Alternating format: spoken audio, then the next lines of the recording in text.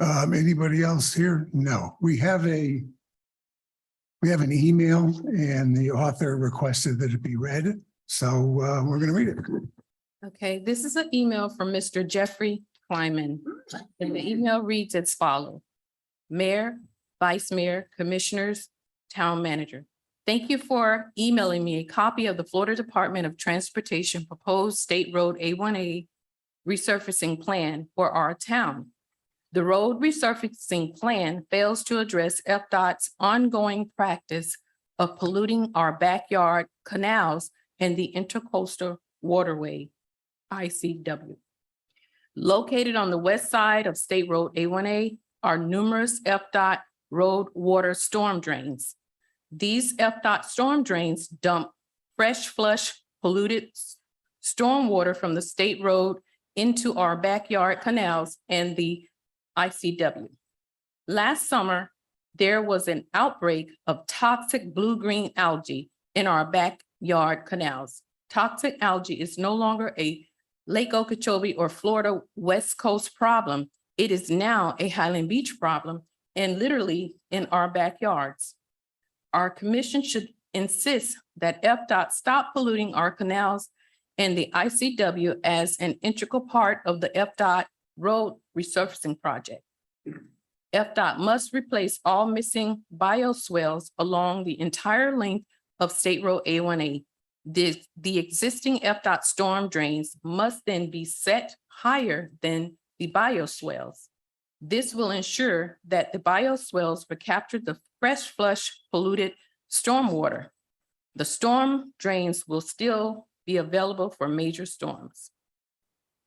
FDOT has written a 97-page manual on stormwater best practices. The time has come for our town to demand that FDOT practice what they preach.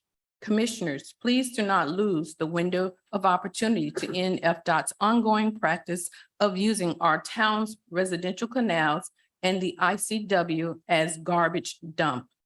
The ICW flows into the ocean. Everything that Highland Beach residents hold dear is dependent upon the ocean. The ocean is not a garbage dump. Respectfully, Jeffrey Kleiman.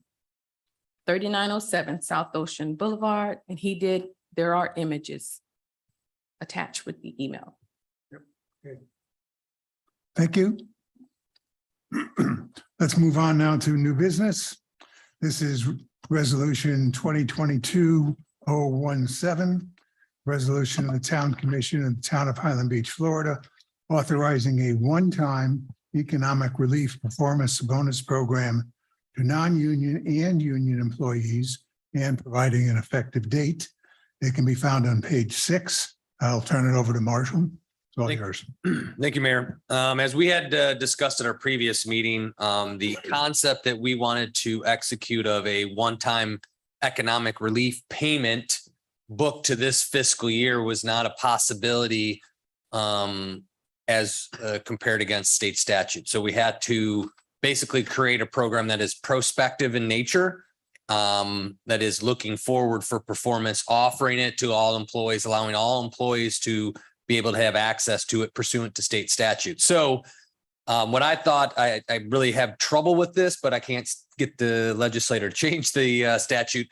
So we've had to create a program whereby we're doing this, but we have to do it prospectively. And David will talk to the finance stuff of it with the budget, but looking forward. So basically, if an employee has satisfactory performance for the month of October, then in November, they get the performance bonus of 3%. And again, that's what we wanted to do, say in September. Now we'll do it in November. And the program is defined in there. We will need to reach out to the two unions. I have a couple of memorandums of understanding. I cannot believe the union would not want to participate, but if they so choose, they could withdraw themselves from the program and we could continue forward. So there's an attachment kind of describing the program. The reason why I have discomfort with the state statute is you have to do something like this to achieve a goal, which is simply and clearly could have been done as we had initially laid out. But here's our option to do this. Again, we are anticipating some budget surplus from the current existing fiscal year that we would then show and indicate as a contribution from reserves in next year's budget in an amount equal to this. So it has the same financial effect, but we just can't book it in the current fiscal year. It'll have to show up the next year, and we're just going to move reserves that would be dollars that would be added to the reserves. We're just going to allocate in our budget next year. And again, David could show you what that looks like throughout the budget at the budget presentation at the end of the meeting. So same cost, a little bit of a different program. Again, I have 2 MOUs with the unions. I don't believe that they would have a concern with this, but this is our vehicle to achieve that goal of an economic relief payment to staff, recognizing the financial stress caused by the increased cost of living that we are experiencing, inflation, and some of these other unsettled economic times here in South Florida. So this is the option you have, and I could answer any questions if you have them. Thanks, Marshall. Turn it over to John for comments, and then we'll work it around. The approach that we're doing here, I was thinking about why are we doing this? And to me, it comes down to the fact that this town, the mayor and you in particular, town manager, Marshall Laverty, have done a great job in pulling in the talent, the skills, with a work ethic to get things done. And so now we find, after all this, that we should do something for our employees to show our commitment to them. And you do that with money. And in this case, because of inflation, because of all the things that we know about. So to me, it's an endorsement of our team. I say our team, the whole town team, in gaining them, yes, but retaining them and protecting them for us as we go forward. So that's how I assess this. So it makes sense, obviously. If I could add a little context too, just to let you know, we're not the only community doing this. I know Manalapan's actively working on an exact at 5%. We're at 3%. They're looking at 5%.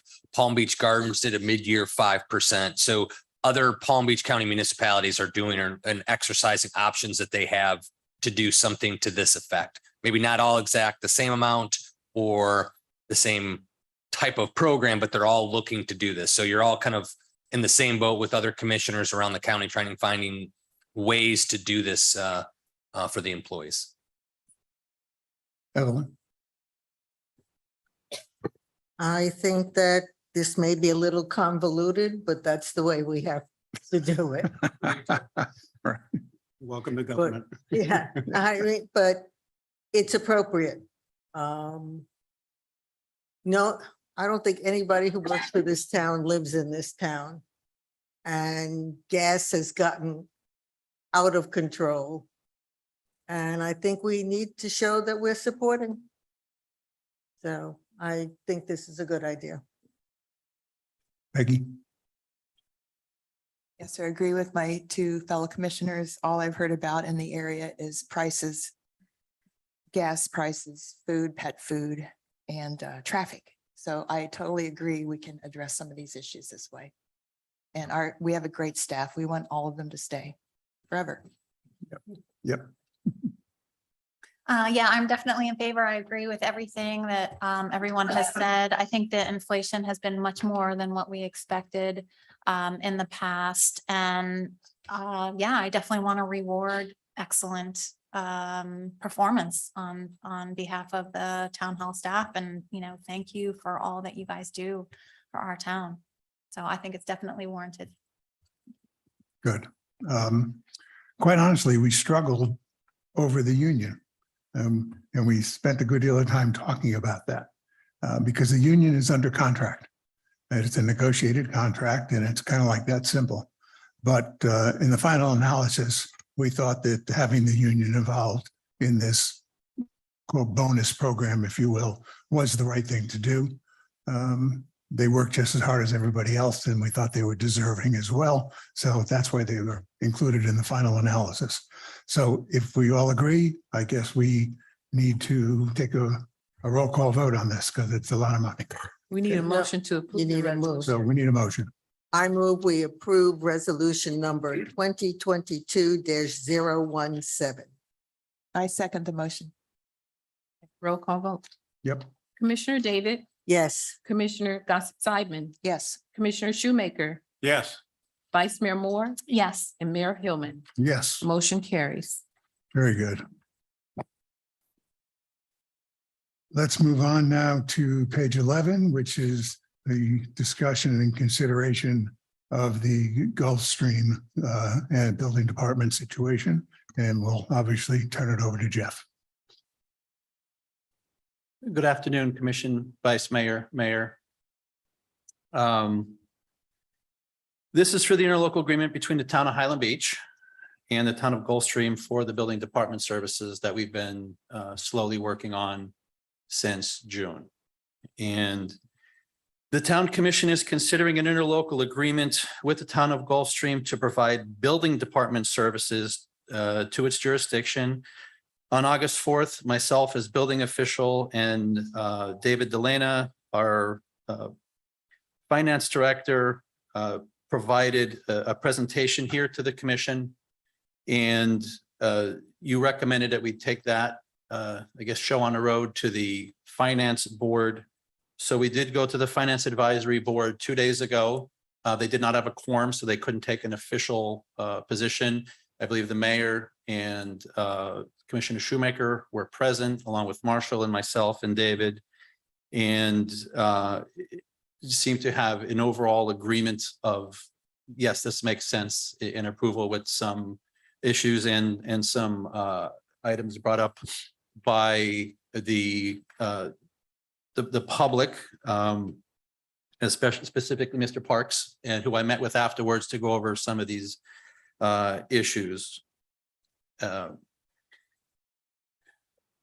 If you have any questions really at this time, the only thing I could do is I could address one of the issues about termination of the contract. I'll just try to be a little proactive about that. And the good news is I have a significant amount of experience with this because I owned my own third-party inspection agency, and it was very frequent that we would issue permits. I do have one question. Because there is some concern about ending it, could we preliminarily approve it on a 90-day trial basis? I think I could get to this. If you're comfortable with the concept, and it looks like we have a couple of legal issues. We're blessed today to have Trey here, Gulfstream's attorney. Hate to put you on the spot. So that's Trey Navarro, their attorney. And the concept of, if we do terminate the contract, any permit started will be finished by Highland Beach. It's the similar arrangement that they have with Delray on their current termination, is that anything started with Delray will be carried out and completed by Delray. And that's something we could, and I'm sure Trey would be comfortable to say is no problem with that. What started finishes. And we can work that language out in the contract. That appears to be the other liability issues that Mr. Parks had spoken to, can be simply clarified within the contract. I have given that to Glenn. Trey was at the FAB, so he took notes on some of those comments as well. So I think we're there on the contract piece is relatively pretty simple. Important, but I think we can simply adjust that within the contract if the commission felt comfortable moving forward, so that Gulfstream maybe had some assurance that we are moving forward, not continually, delaying. Those options do exist. Yeah, let don't me- get me can wrong, I'm in favor of Yeah, this contract. let me add to this and maybe simplify it if I may.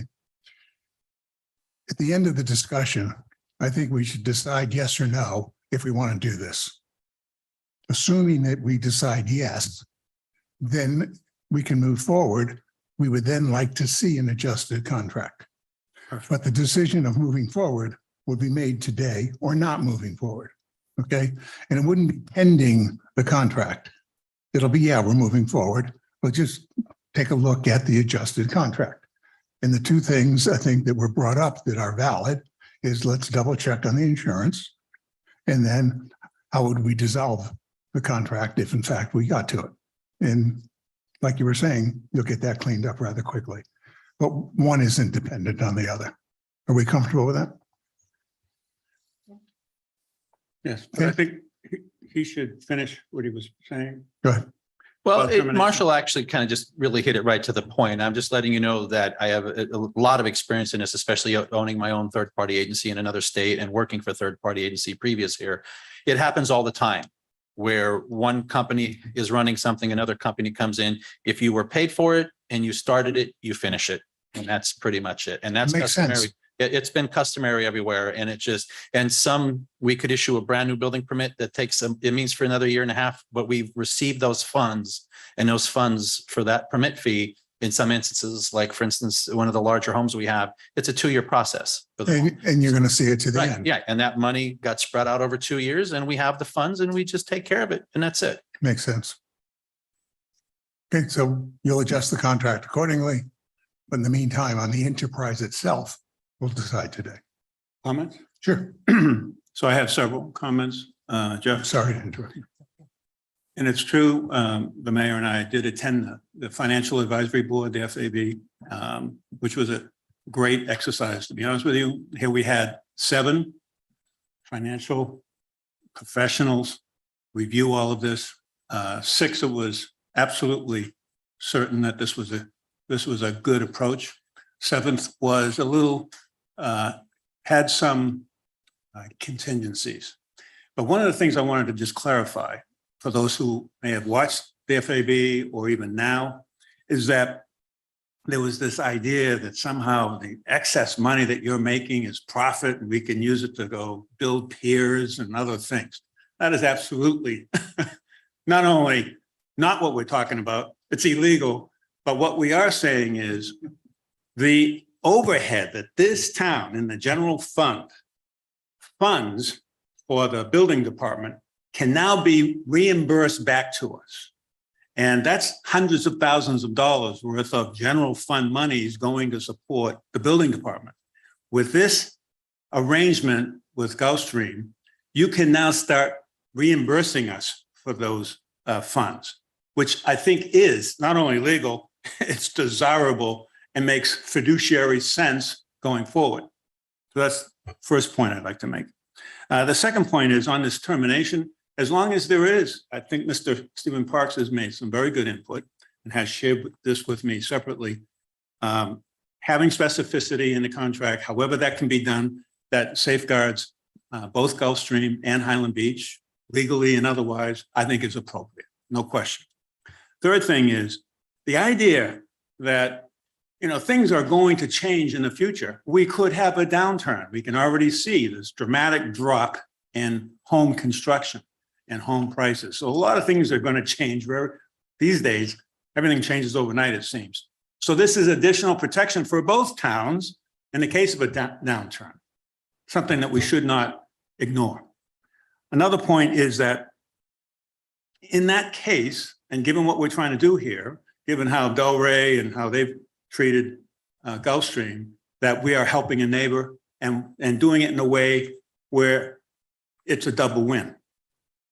Lastly, I will say, it seems to me, because I'm looking at the downside to this, I really was, especially on termination and on exactly what do we get involved in. And yes, it may not just be 90 days, but 90 days is 90 days. When I look at the comparison that has been made in the past to say the Delray contract, this is not a 30-year deal or a 10-year deal. It's a 90-day deal. Yes, with a way to terminate. Now, that being the case, we're not violating the chapter. Now, that has been legally vetted. We're not violating, I said the charter, excuse me. And that in the charter, we were basically selling off all responsibility, really, for emergency services. We're not doing that here. We're not giving up anything in terms of our own services to our community of the building department. Forget about fire, EMS, and water. Okay, those are certainly emergency services, and we're not contracting them out to another company to take them over. This is something where we're helping and we're taking on their permits to work and be paid for. So, I mean, as you look at these steps, the issue comes back to what the mayor was saying, which I think is very appropriate, which is we agree in concept. It's a great model. I could say 90 days is a good, test period anyway. As an evergreen 90 days, it makes even more sense. And then let's put a little more effort into the wording, details of the agreement. That's my feedback. Thank you. interlocal agreements are nothing new.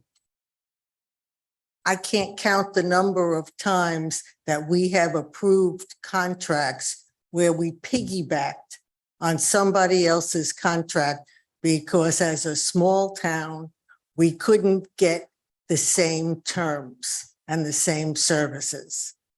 And I think this is an example of how small towns can work together to the benefit of everyone.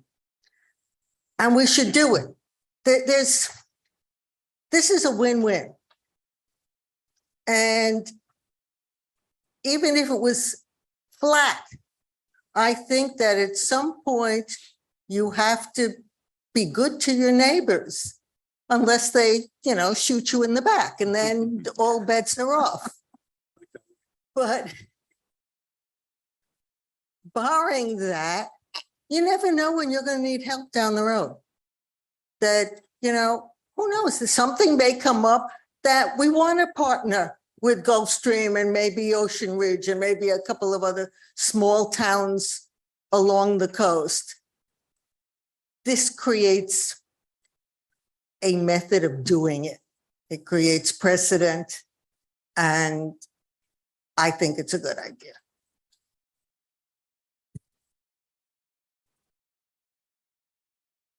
Peggy, over to you. Thanks, Mayor. Mr. Remus, Jeff, a couple of questions. I've had several questions from residents, so if I could pose a few now that might help others understand what some concerns are.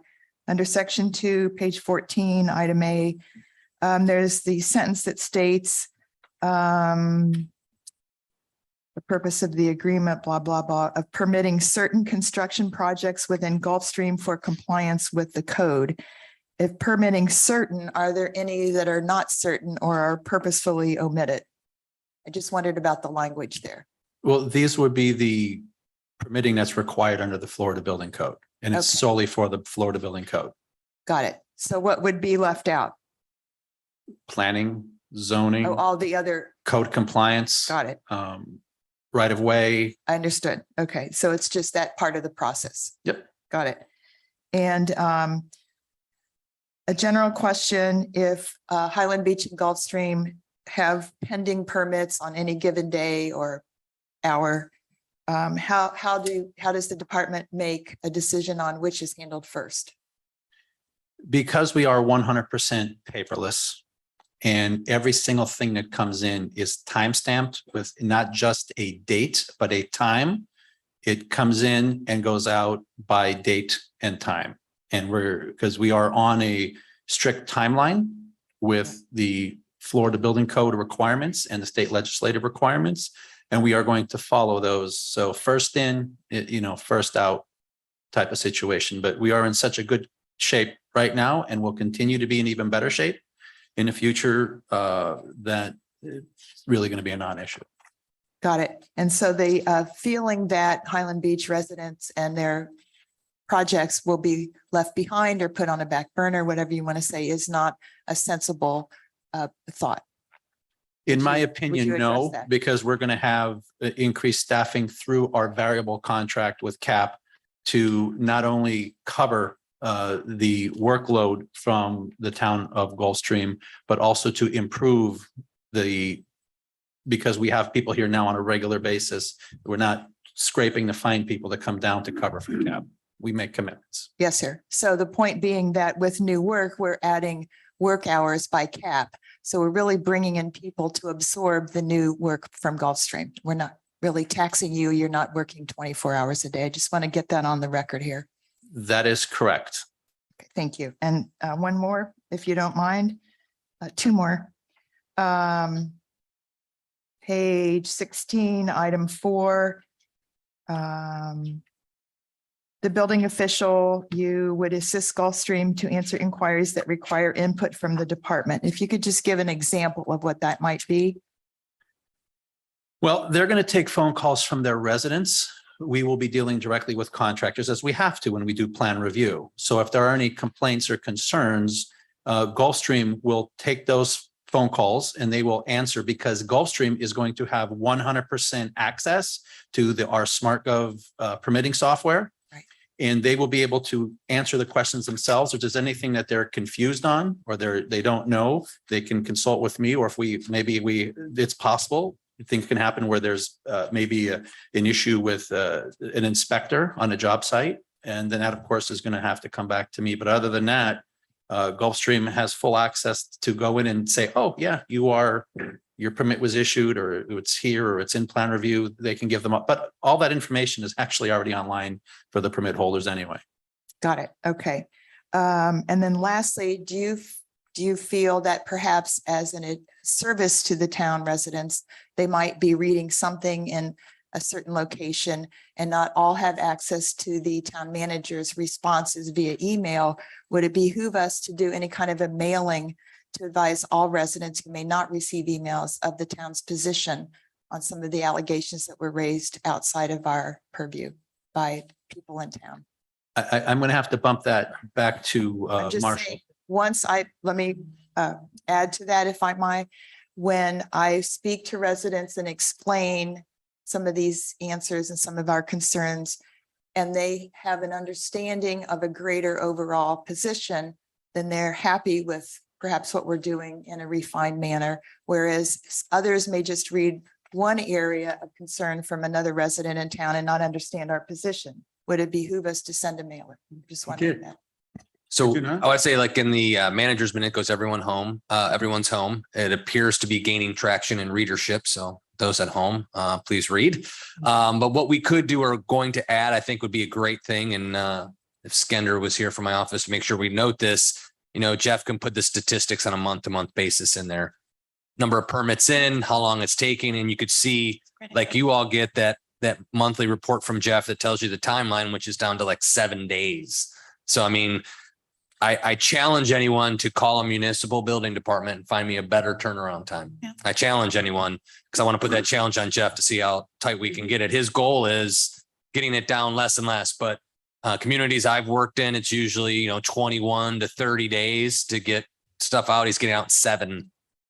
So we'll do that on a month-to-month basis. I think that gives everybody a good read. So then, and if you will, you can statistically follow. I'll jump off on David's words. The numbers tell the story, right, David? So clearly show the numbers and you could see how the performance works. And we'll know if something's amiss, and we'll all be able to, with our partners included, see what's going on. Okay, great, thank you. I feel that our residents are really bright, engaged people. And once they are able to ask a few questions and listen, they understand the town and our positions better. And so I'm just looking to expand that. My last note is I'd ask for an outside legal opinion on this, and I would be very happy to have, thanks to Mr. Parks providing a free outside legal opinion as a resident, and anyone else, I would be very happy to have some language revised to make this absolutely tight so that we don't have any repeats of the Delray fire. And that's it for me. Thank you. Yeah, I'm in favor. I think that is a great idea, the data reporting to get, especially early on as we get comfortable. I think that's a fantastic idea to get people comfortable with how it's progressing. I think some of the points that I really like about this arrangement is how it'll add a little bit of stability to the revenues for the building department, bringing on, more properties. It's good for both of us. And I really like the idea. I had gone through my own renovation, and that whole concept of, you're not going to only have CAP for 2 hours. You might be able to have them for a whole day, so that if something fails in the morning and your contractor can address it, and they're either still in Highland Beach or maybe just up Gulfstream, that's more likely that they can come back, and it saves the homeowner time with their project. And that's good for Highland Beach. That's good for Gulfstream. So I think that is a really important point. I like that the building officials' time will be more focused on things as opposed to being pulled in different directions, because you'll be able to get CAP to do those things. So I mean, I can really see how that would, benefit Highland Beach and of course, benefit Gulfstream. So, and I also really like the idea of another source of revenue for the town that is outside of ad valorem taxes. So, for all those reasons, I am in favor of this agreement. Thank you. Couple of things. One, at the Financial Advisory Board meeting, a number of things were brought up. And I'm obviously sitting there and not part of the Financial Advisory Board, but I thought they should be answered. So I want to go through a couple of quick things just to answer those issues that were brought up. First and foremost, at the last referendum, the key question, it was the first question, was passed by 90+% of our residents. And that was about change of control of our key, I'm going to call our key assets. That was the fire department. Once we get up and running, the police department, the water department. That was the key intent of that question was control. And some people seem to think that it has to do with selling some of those services. Well, it's selling the entire entity, the enterprise itself, like selling the water plant to a third party, not selling water, like bottled water. We certainly could do that if we thought we could make money on it for the town, but we don't think we can make money, so we're not doing it. Well, So to sell the whole plant isn't selling services. no. The service has been So sold. we're not planning on selling your department. Okay. So let's not get confused on what that's all about. There was concern about the cost of the travel time and how that's going to deduct from the roughly $300,000 gain in your department. Well, the cost of the travel time is obviously computed in the variable cost that you've already given us. So that's not an added cost. But the one thing that we all have to recognize is when you look at a total enterprise, which is what our town is, and you have a budget for the running the entire town, it's made up of various business segments. Your department is one of those business segments, has an operating budget of $1.4 million, $1.5 million. And when you look at adding a $300,000 gain to that $1.5 million, you're picking up 20%. I mean, it's a 20% unencumbered gain. That's huge. And we look at the $300,000 against the town's operating budget of some $14 million. Well, that's a 2% gain, not a 0.02, which is 0.02%. It's 2%. That's significant. But when we go back to what does it mean to your operation, that's a 20% unencumbered gain that eventually goes directly to your reserves or goes to buying an additional automobile or improving your computer systems, or what John was saying, gives us a buffer when things get bad. We don't have to lay our people off and then try to hire new people when things get better. So this is a huge improvement to the financial well-being of not just your department, but of our town. And it is very meaningful. It's not 0.02%, it's 2% of the operating budget. Very meaningful.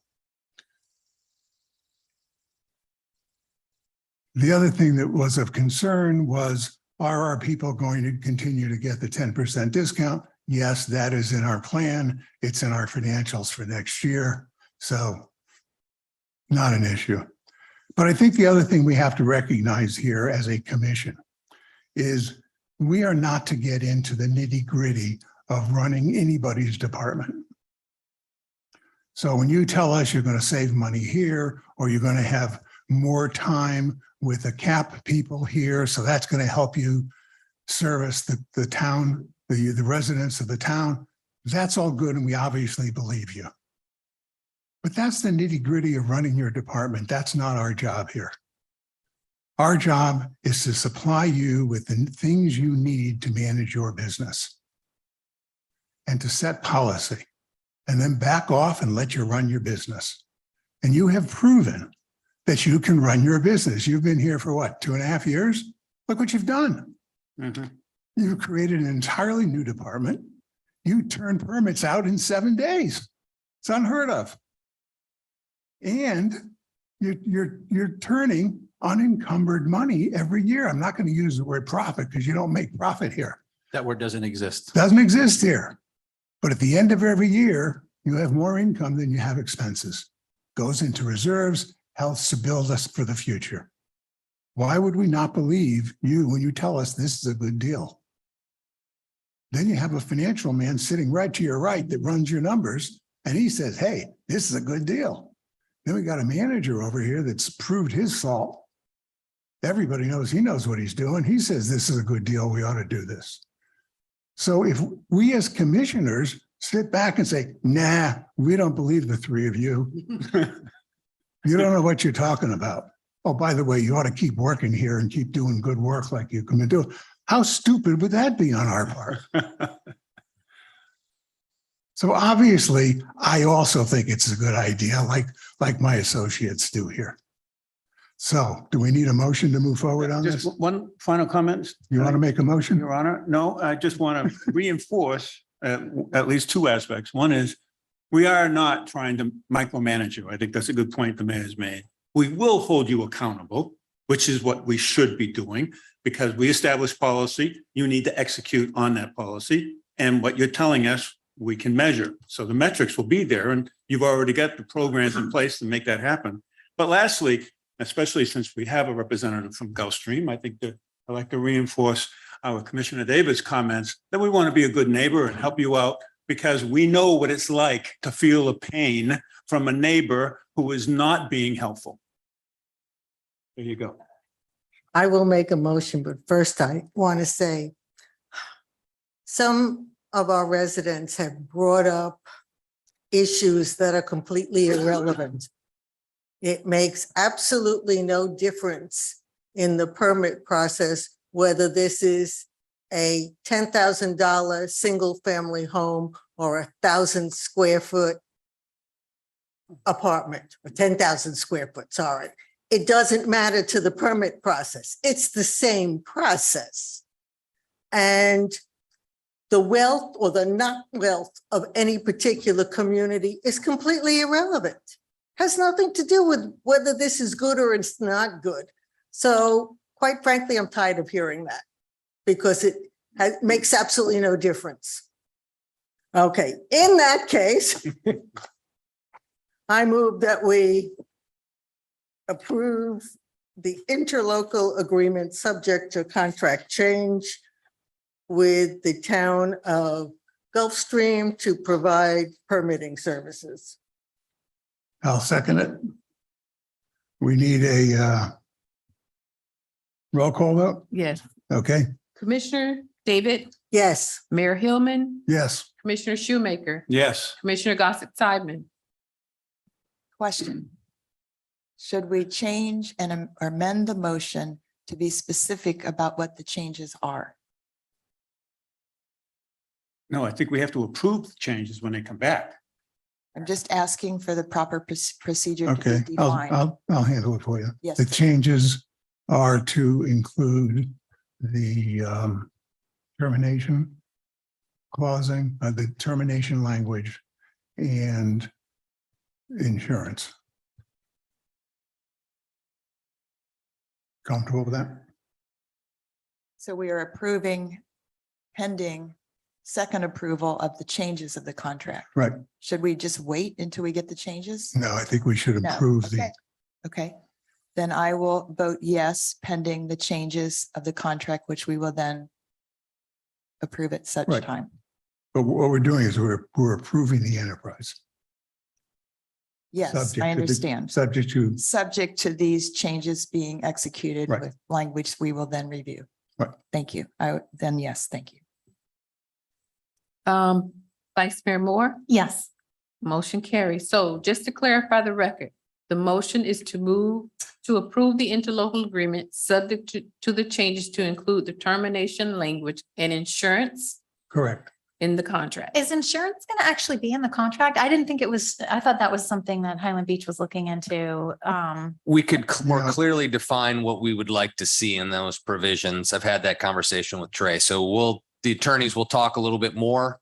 And we'll get that clarified because there is an indemnification and hold harmless. So Right. the word being totally indemnified and hold harmless while providing business services in Gulfstream completely, wholly.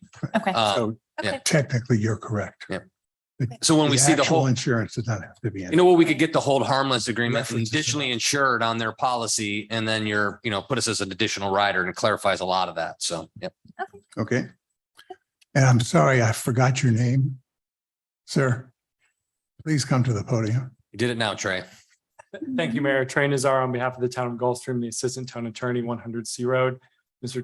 Torcivia, good to see you again. Commissioners, we have been working very hard with Marshall and Mr. Remus. Sorry, on my other side. We wore matching outfits, as you can see. There you go.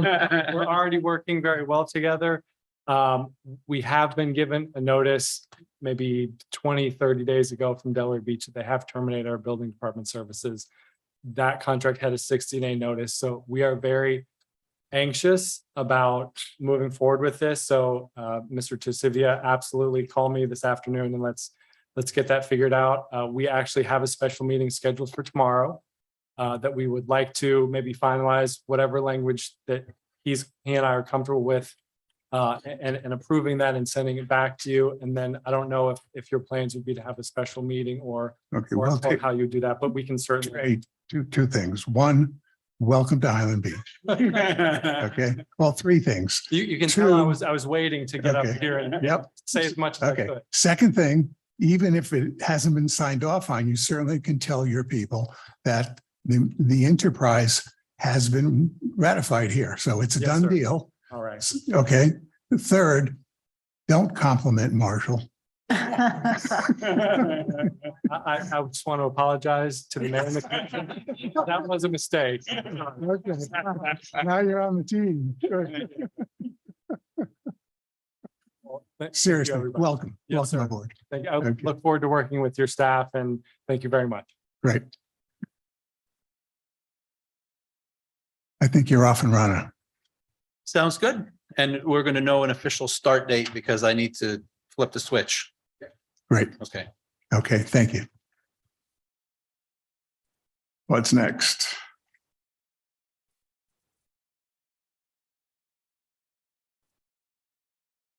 Page 20, consideration to approve and authorize the mayor to execute an agreement between Town of Highland Beach and City of Delray Beach in an amount of $73,832.07 for police dispatching and communication services. So Chief? Chief's going to come on up here. And as we talk about, again, this is for dispatch services and interoperability between our two agencies, cameras, Yep. calls, backup services, how they all work. So there you go, Chief. Take it from there. And it's an annual, correct? No, this is No. this is a 5-year contract. This contract was originally signed in 2018, 3 years. 73 for 5 years? Oh, I'm sorry. The cost is annual, correct? Yes, Yeah. I'm sorry. Cost is annual. Contract is 5 years, yes, Yeah, okay. correct.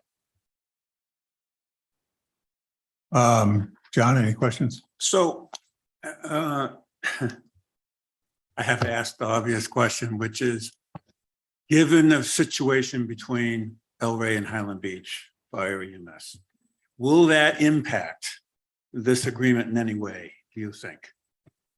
It should not. This is operations for us, for law enforcement. And They have nothing to do with what's going on. They don't have any ill feelings. There's no negative impact. You're saying that things should go as they have been going in the past. I've talked to the leadership in the Delray Beach Police Department and their legal staff that wrote this. There's no concern on their part. Everything will operationally operate the same. Right now, all of our emergency and non-emergency calls come in through the Delray Beach Police Department. If it's a fire or EMS call, it then gets routed directly to Palm Beach County Fire Rescue, which will be the same fire department service dispatch center for the Highland Beach Police Department, Highland Beach Fire Department when that happens. So operationally, logistically, for them and for us, nothing There's changes. nothing. So is there anything in this contract, since I didn't review the past contract, is there anything different? No, other than It's the same thing, it's just your new Correct. dates. Correct. Correct. Very good. Thank you. Okay, couple of things. How much would it cost to run the system ourselves? I mean, has anyone ever done a study as Well- to the cost? Because you're talking about 73,000 plus increases every year. You'd have to man the phones 24/7. And what would that cost? Just a fortune, because personnel, Minimum 3 bodies, 24/7. Well, more than- Weekends, 4 bodies. more than 3 bodies. You're Yeah, talking a million. Okay, only because I thought of that. A No, million plus, that's the problem. plus the equipment and the room. Yeah, and the bodies alone.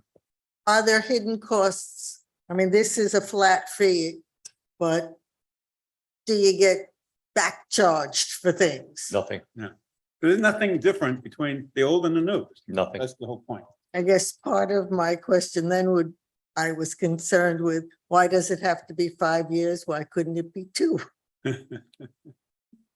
I think the longer the better. This is certainly an important piece for our town. It's our answering point for all emergency and non-emergency calls. We obviously, there's a clause in there that either one can opt out with a notice. So we're not locked into a perpetuity, but this is an important, in my mind, important piece for this town. Okay. That answers my questions. Thank you. $183,000 in personnel costs. That's quick math. Okay, Thanks, Mayor. Well, my two commissioners brought up most of my questions. I would just have one remaining. Have there ever been any real failures or any small failures in our partnership? No, none at all. I think as you know, before this was Palm Beach County Sheriff's Office. So our calls went to the biggest, busiest communication center in the county. Now we're at a localized, closer department that's very familiar with our community. So it's been run very well. Didn't the Delray chief recently receive a major honor? Statewide honor? Yeah, their department, the same thing. They're all accredited Recognized. agencies. They're all with the standards that they have to be up to for their, Great. for their public safety. Okay, great. Thanks, chief. I'm in favor, of course. Thank you. Yeah, the discussion before answered all my questions, so it looks fine to me. no questions. Need a motion? I move that we approve the interlocal agreement with the city of Delray to provide police dispatching and communication services to the town for a 5-year period ending September 30th, 2027 at a cost of $73,832.07 that will be adjusted for the consumer price index annually. For the I see. first year. 73 is for the first year. Yes, yes, 73, that's the first year. Okay. And then it will be adjusted. Right. I second the motion. Okay, all in favor? Aye. Hi. Okay, let's move on to the health insurance. It's on page 34. Good All yours. afternoon, commissioners. My name is Eric Marmer from the manager's office. And it's that time of year again where they'll look at our insurance and if we're going to renew or move on with someone else. Our great benefits consultants, Ryan Gold Associates, the last 2 years have gotten us 2.5% rate reductions. This year, our renewal came in at 40%. But he was able to work with his team and get Humana down to 14%. We looked at United Healthcare and Florida Blue. They were less in some areas, but their benefit level really didn't match what Humana has to offer. Some of our other insurances, our short-term, our long-term disability, our life insurance, our vision, all came back with no increase. So that was great. The only increase with the other insurance was our dental insurance that came in at 12%, which really only amounted to $4 more per employee. So it's staff's recommendation that we stick with all of our current providers into the next year. Anyone have any questions? Well, this is breathtaking. I mean, my goodness, I haven't seen this kind of a reduction. I mean, even in my own career, would afford somebody to drop it that fast, that far? Yeah, I think he came back. Is to he them- still bleeding? I mean, Yeah. He came back, he went back to them twice because I think they came down to like 25%. And we're like, Mark, can you do any better than that? He went back to them and negotiated this rate of 14%. I mean, I think we're just getting caught up here because we had those rate reductions for 2 years during COVID. I think just some stuff caught up with them. And that's why they hit us with that huge increase that definitely wasn't warranted. But that's why we're at 14 and not 40. well, okay, so just to back up a bit. Sure. Overview, July 19th. Another one, August 4th. Another one, 2 weeks after, August 25th. Is there any other changes to this budget besides insurance, health insurance, and, well, Gulfstream's not in this, right? It is, so it's Gulfstream, that's the third one. Is there a fourth one? Because, I mean, I've got 100 FRS. pages here of stuff. Well, before we jump forward, before David gets up, yeah, FRS is the other one. He's going to make a presentation on all of these impacts and what it means to your overall budget next year that we looked at. And again, all of the stuff we're talking has no effect on the millage rate. It's going to be the contingency, the reserve, which we have a tendency of not using, but having to allocate to balance. That's the only change that we're looking at to the budget. But we did see a couple of the changes again, overall insurance, about $65,000 additional increase that we weren't anticipated on the healthcare side. A little bit better than I thought. I thought we were going to hit the six figures with that change, but actually, when David looked at it, it's about 65,000. So I think we're in a good spot. Well, I mean, and that really is the bottom line. It's how the impact on the millage rate, but also the contingencies that have been in here have kind of paid off a bit, and we're ahead of the game, I think, especially on this insurance.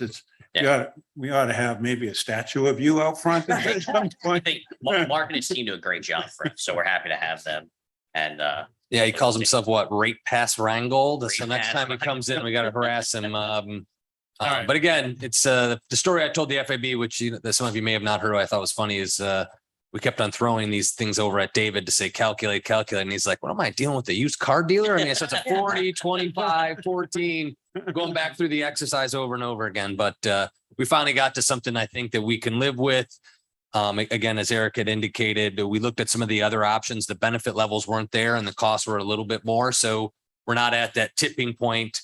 And maybe that's next year where we start looking at other providers because Humana is pushed too hard up against that window. Humana has been pretty acceptable. I'm hearing a little bit from now and again that some doctors are dropping them.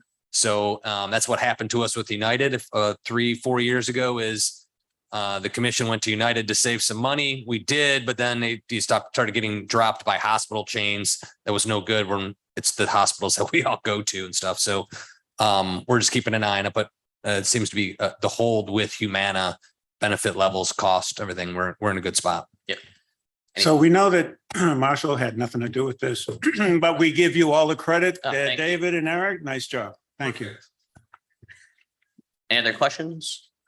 No, it looks like a good job to me. Will Rheingold come and do it for my building. You should ask. I'm sure you would. We They do a we great job. could use a little help in that area. Yeah, And it's not just Humana that doctors drop out of. They drop out of Cigna and they drop out of others. So it's, it's a whole game to go back and forth Yeah, between them all. you know, it's just, it's back and forth.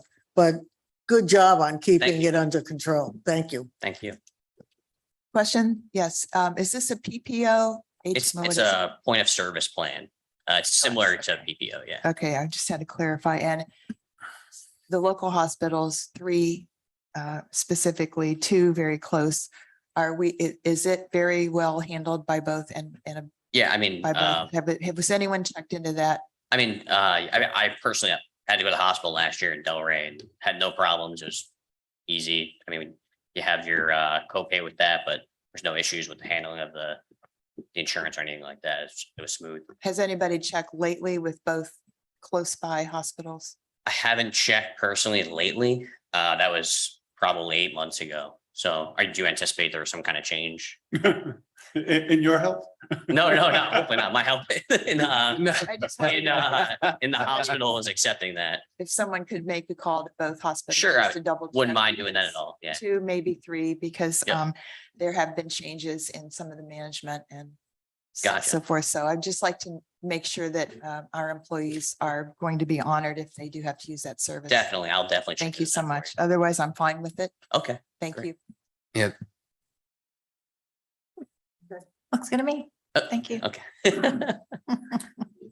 Where do most of our employees fall? In terms of what they take? Got that stat on Typically, on the back on page 36, you notice here's the schedule, here's what it's changing from and to. We have a POS system, point of sale type of system, but the town offers 3 plans, right? And so, Which page 36? I'm sorry, 35. 35. Actually. oh, it's a third. Oh, 35. Yeah. Ah, yeah. okay. So to answer the question, Eric has the. We have 35 of our employees are on the base plan. We have 5 on the second buy-up option, and we have 4 on the third buy-up option. Is that your question? Yep, that's it. Yep, thank you. Okay, yep. Yep, and the commission doesn't pay more for the buy-ups. We pay the base plan and then the Right. employees fill the gap. Yeah, Yeah. okay. That's all I have. All right, Well done. thank you. Do we need a motion to approve that? Glenn, while you were out, we went through the police dispatching communication services. Did anybody show you the contract in? Oh, yes, I reviewed it with the chief. Oh, okay. So you've been through it and it's okay. I thought Okay. it looked great. Okay, And while I was out, I spoke to Mr. Nazaro. We worked through our language. He's going to be emailing Marshall and I something later today because they meet tomorrow at 11 morning. So we will have that turned around promptly. thank you. Now Okay, back to healthcare, if we could Yep. field a motion to approve and I move that we approve the healthcare insurance as presented. Second. all in favor? Aye. Hi. David. On to the budget with Yes. all the revisions. On to budget, Every- Everything John was asking about. Yeah, John, yes, Mr. Commissioner, I was off by 2%. I have a 98%. It's still an A. All right, I'm just saying. Yeah, but we look for A+ here. I know, I think it's still an A+. to be No, honest. whoa, we need to talk about scale. This is not. We're on it. though. Let me see, let me grab the little remote. I don't know. The other thing too is, I know when I first got here, Mr. Mayor said, you know what, we want monthly financial statements or monthly financial data. And I said, thank you. And I said, absolutely, that's what I'll do. And so I first presented it to the FAB. And I think possibly you guys have it as part of your package. Okay, good. So you have that. And so at the end of the day, what I like is I like numbers and I think they tell a story. And so here, every month, my office's commitment, not only to give this to the FAB, but also to track how we're doing on a monthly basis. And so, you know, the first page, it says, budgeted revenue and expenditure report there. Okay, what this does everyone have a copy of that there? Okay, good. Now, the other thing too is I've numbered the lines. Do you see on the left-hand side? So in case you go, hey, I got a question on number 8 there, you know, what's included and so on and so forth. We can all be on the same page, right? Now, what this side of the piece of paper does is it compares our budget to our actual. You can see there, the middle column says budget up to actuals up to July 31st, 2022. And then the other thing too that it does, I have a variance there. I got a variance in dollars and a variance in percentage. And then I just put a little note there as to, well, why, you know, nothing going too deep. But again, if you want more information, if you want to dig into anything, then I can bring that back to you at the next meeting or what have you. Now, if we flip it over, you just flip it over this way here, now you'll see something interesting, right? What this is this is all that data now broken into columns by fund, right? Here you got your general fund. Here you got our favorite building department and how they're doing. You have the water, the sewer. And then the third thing I added to this monthly report is on the bottom. Everyone talks about these transfers, right? Transfers going from here, going from there, who's giving who, what, where, when, or how. And so what I did here is I put a little transfer section there in the bottom. So you know exactly which department is giving what to who, when, and why. And so anyway, it's what my hope is that we don't necessarily have to discuss it all the time, but ideally I would like, this will be on the website, but it'll also be, I'd like to just give it as a monthly report. You know, it'll be a monthly report on how we're doing. And I think it's useful as a test case. I gave it to the FAB. They really didn't have that many questions for it. But again, maybe it's one of those things you got to soak in, you got to absorb it a little bit. So take your time, look at it, you know, call me, email me, or whatever, if you have any questions, and we can go from there. But that's not why I'm here today. So That's great. good. More than we needed. Yeah, no. Beautiful. It's, and you know what? The neat thing is you as a commission have invested your software, BSNA, is probably one of the best. And so what it's nice about it is it's easily downloadable into Excel data we can look at, we can crunch, and I can spit that off at a moment's notice. So, Well done. Suggestion, yes, sir. and I'll use an EMS analogy. I'm always looking for the vital signs. Yeah. Right? Yeah. Vital signs of an organization. I actually consider this your vital signs report. You got it. And so like anything else, on any of these metrics where you see a potential problem, highlight it. Will do.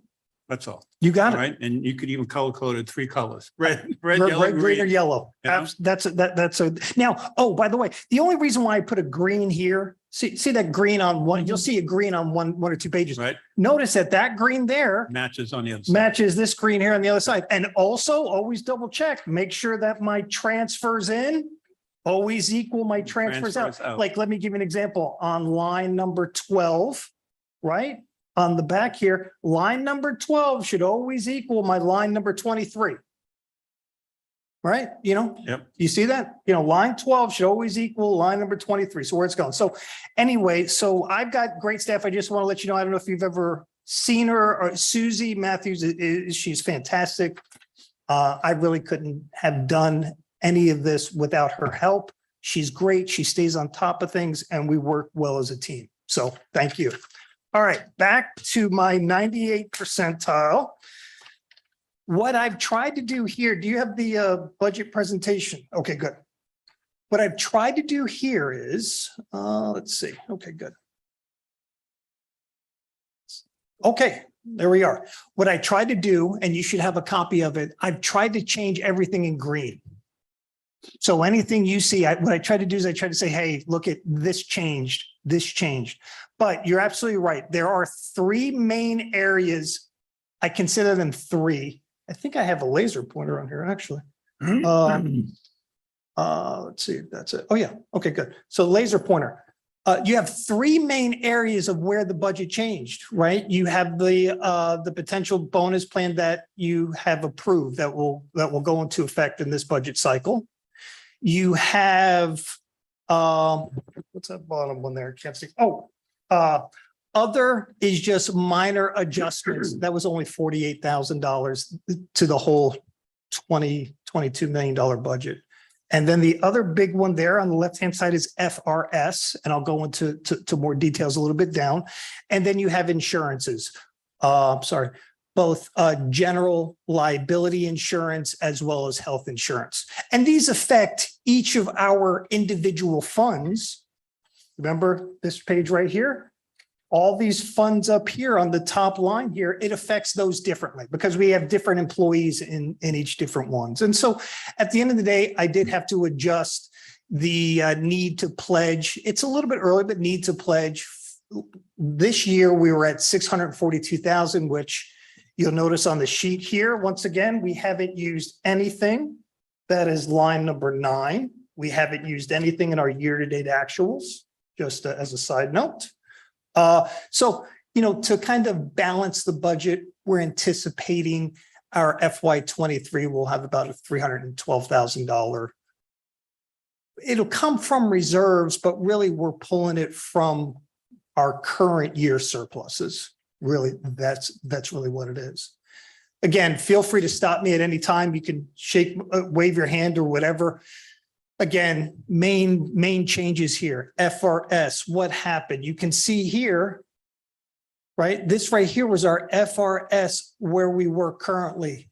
July is when they made the change. This here is what the percentage change is. And so what I had to do is I had to adjust it. Now, you know what? In addition, what I did is I even adjusted it for this percentage change increase. And I also added that same percentage increase for this time next year for those last July, August, and September months, just to be a little bit on the conservative side. So we had to adjust that. That was one of the major changes to the budget. Could you go into that a little deeper, please? Sure. Absolutely. So every employee, including commissioners, are mandatory that number one, as the employee, we have to contribute 3%. Have to. Everyone who's an employee has to contribute 3%. And then the town contributes that percentage. Now, people may question, wow, pensions, the state of Florida, and by the way, the state of Florida pension is very, very strong. Of all the unions in the United States, it is, of all the states in the United States, it's one of the strongest pension plans there are. They stay on top of it. It costs a lot of money. And so, but that's why sometimes interlocal agreements are great, right? Because, it costs money to do that. So anyway, as we get further down on the line, we'll see where I had calculated the bonus plan, right? Remember, when we consider a bonus plan, not only do I have to give the dollars, but I also have to give the payroll tax dollars, right?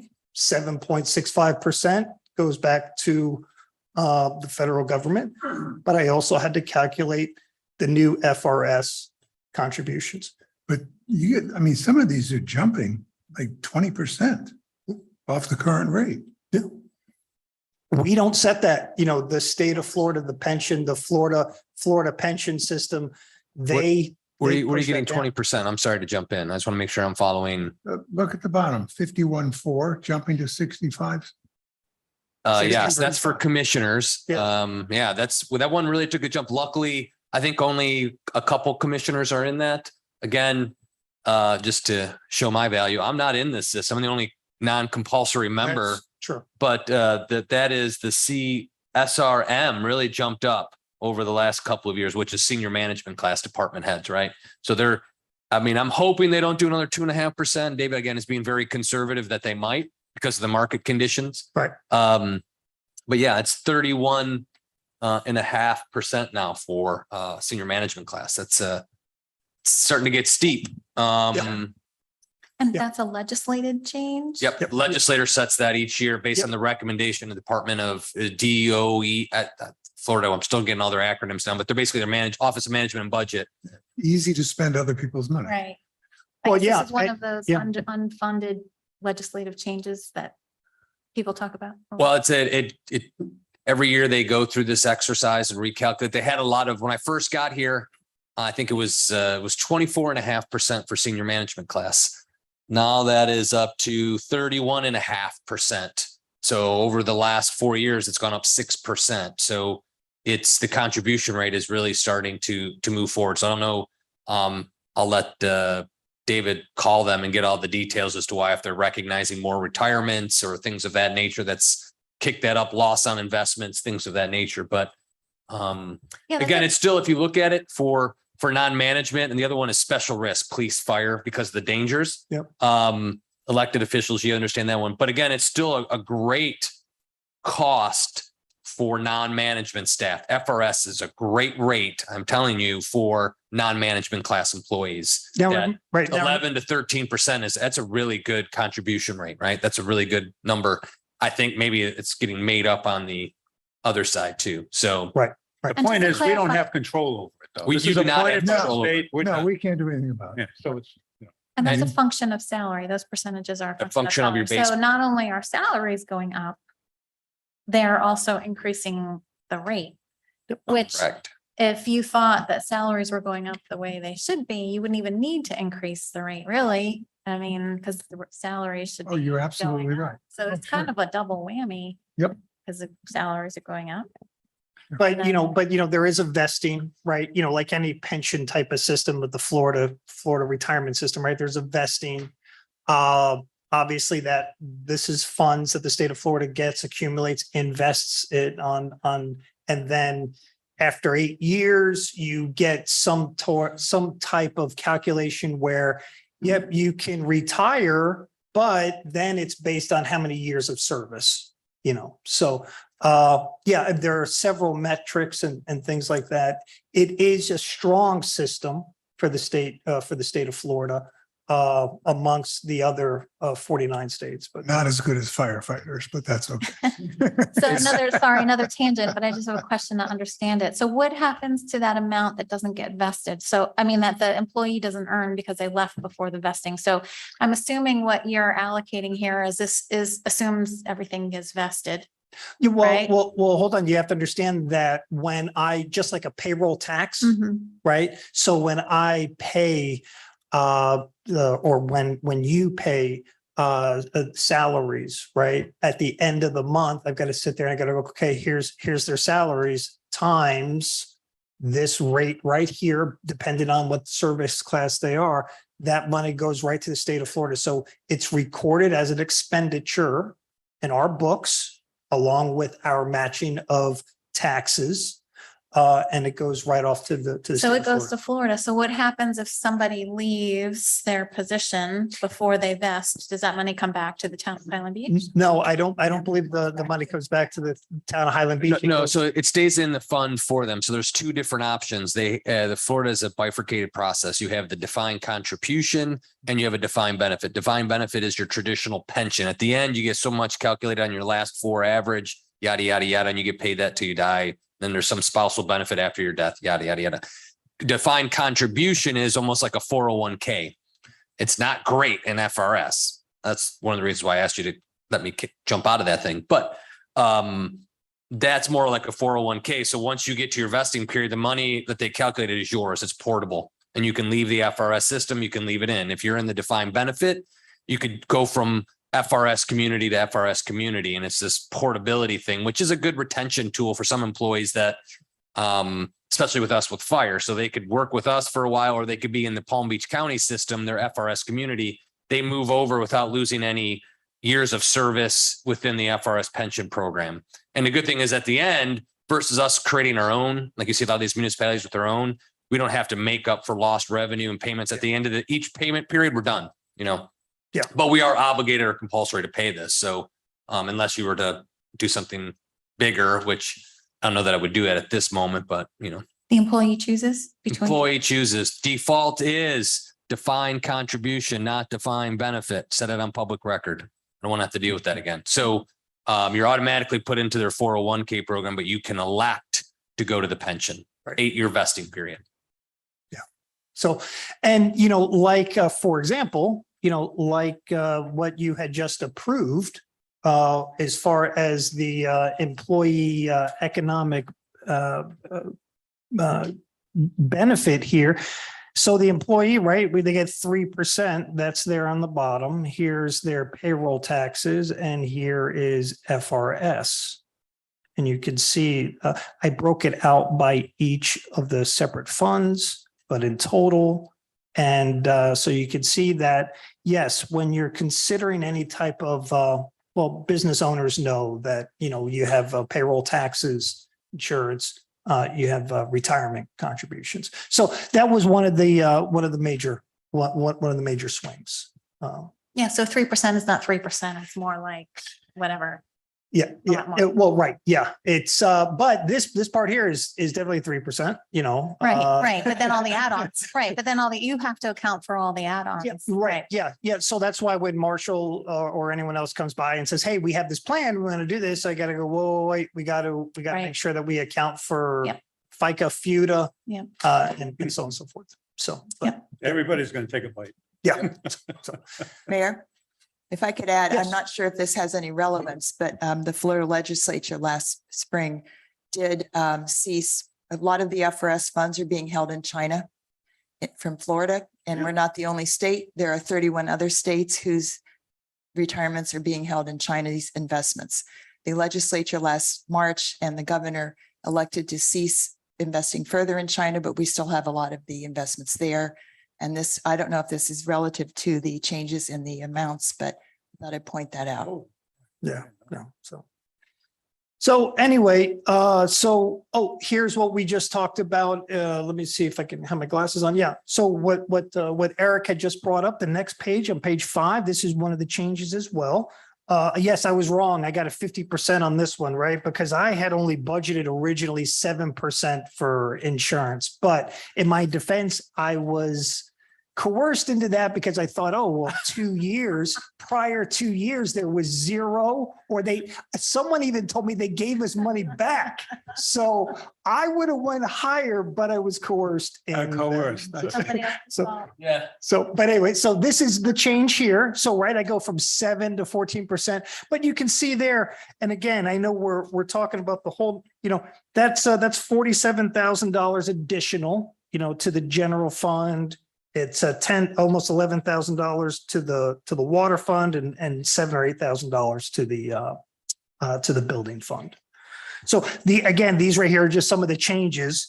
And again, I think on the next slide here, I regurgitated the fact that, hey, this is what the new monthly premiums will look like. We've already talked about that with the item that you last passed. All right, so here's a great summary. And you could stop me and say, David, we've heard enough from you. Thank you very much. Next item.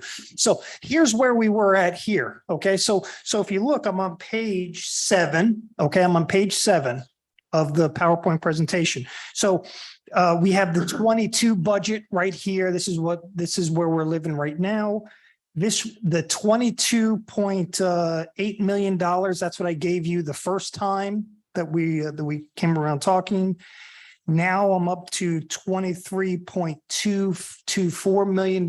So right here, this is where I'm at today.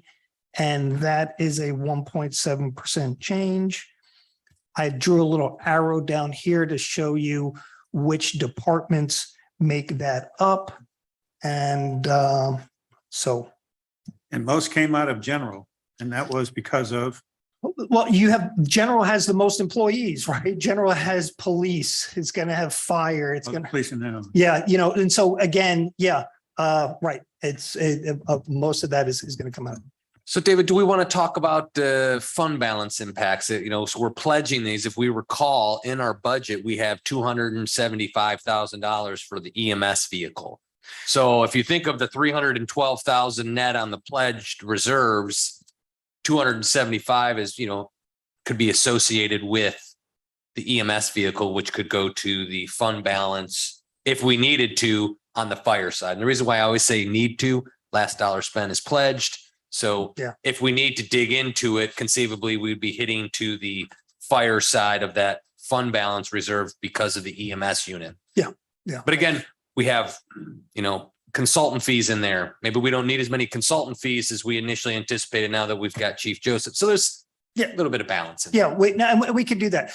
What I've done here, this is a new chart. First time I've ever used it in my career. It's called the waterfall, but this right here is more like a water, it's falling upward.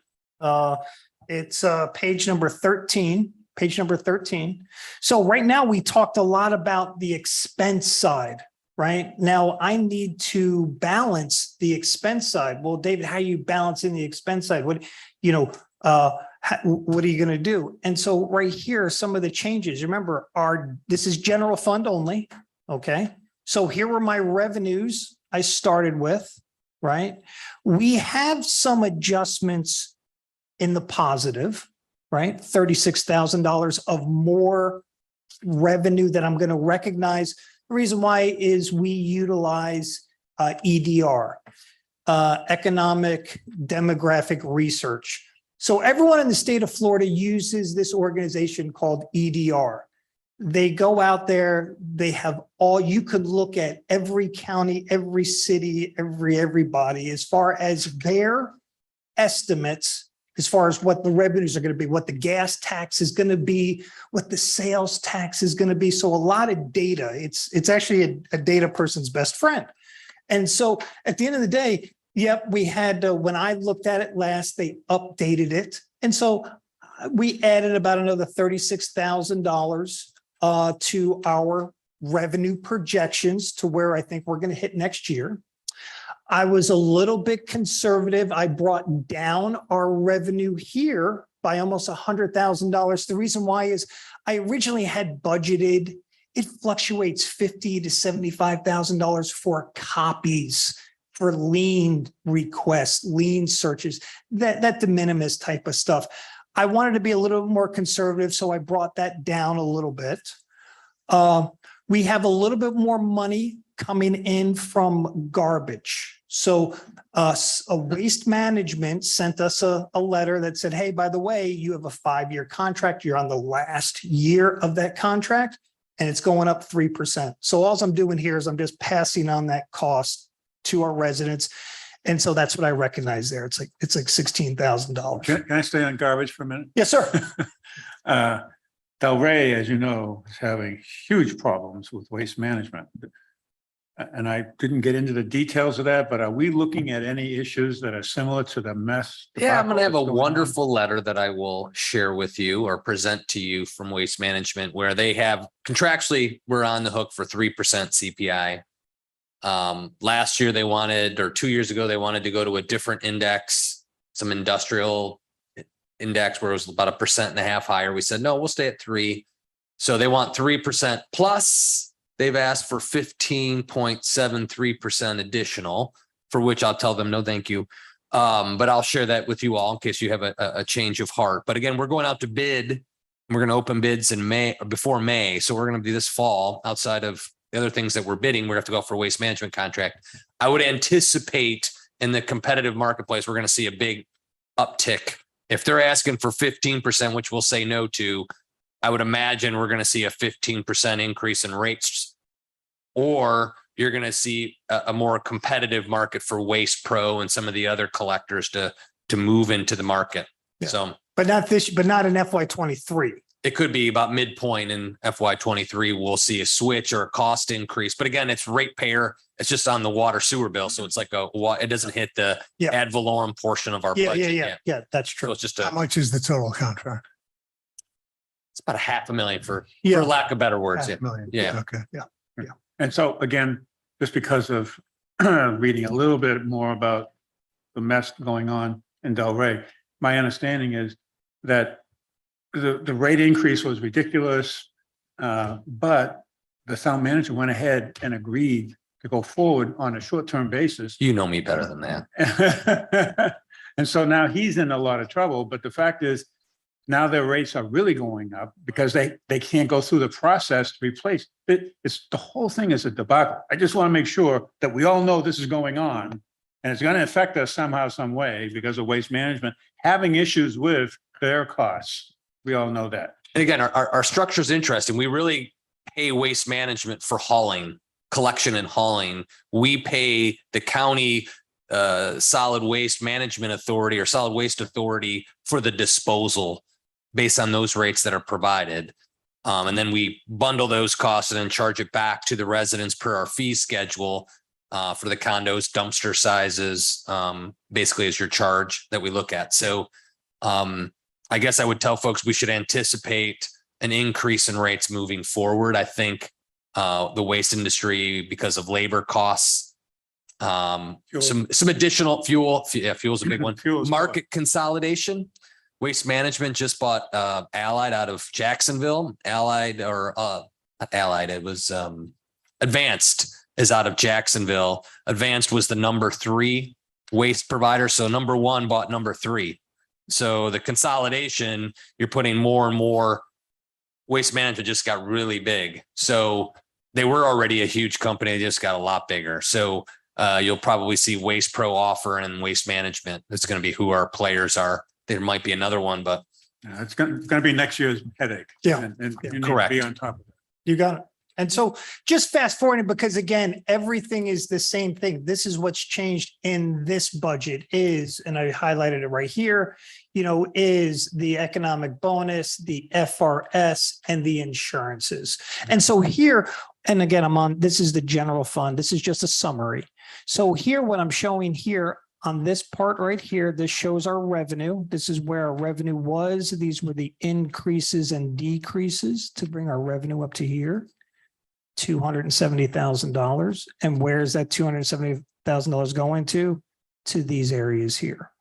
And so the biggest obvious thing that we were talking about was, we had to balance this budget with a pledge really from our reserves, but they're really going to be surpluses, for this year. So that's the general fund. Each fund is the same, is kind of, it's the same story. No major changes. This is the discretionary sales tax. That didn't change. Our plan with that didn't change anything. Our capital project plan, that did not change. This is the building department. I added a 10% discount into our just budget right now. Obviously, that's something you have to approve. But I did with the interlocal agreement, we did estimate what it's going to cost us. That excess money there, we're passing it along just on a budgetary basis. We're passing it along back to our current residents. And but that's kind of what the changes is. And here you can see, here I added, this was the original, excuse me.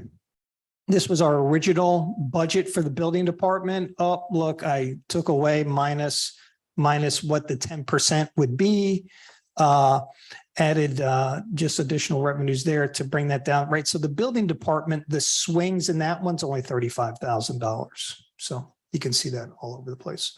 I like the title, Economic Relief Program. Yeah. That's very nice. Now let's talk about water, right? Because that's kind of been, everyone's kind of been waiting. David, where is the August water bills we were waiting on, right? So overall, here's what we have in the water bills. If we're on page 27 of the presentation. Here, I want you to notice that multifamily, including condos, right, make up over 53% of our water users. Okay. Here are the service classes: multifamily, residential, commercial, church. The first column here, this was cycles 1 through 5 last year. 200, 200 and some thousand Yeah, a million gallons. All right. If you want to know what that is in gallons, you got to add 3 more zeros, right? This is what we just got done with the billing in August. We're up 2% in total, but our number one user of water is down 17%. Now, from the industry, I can tell you that my guess is probably that's kind of like a meter issue. You know, we've got some old meters in our customers in the areas. And so we're looking at that. We're looking at a meter replacement program. Believe it or not, your water meter doesn't run faster as it gets older. It's like me, right? I'm losing energy as I get older. So, but anyway, so that's kind of the same idea. And so Siemens had put together a white paper that basically said, you know, after 5 years, a meter degradation happens 1% per year. It doesn't go on into perpetuity like that. It kind of then levels out it towards the bottom. But at the end of the day, we're working with the water department to look at, hey, our number one user is single family multi-residential condos. Everyone else is up. The church is even up. That's a good thing, right? More people are going to church, I guess. Anyway, so but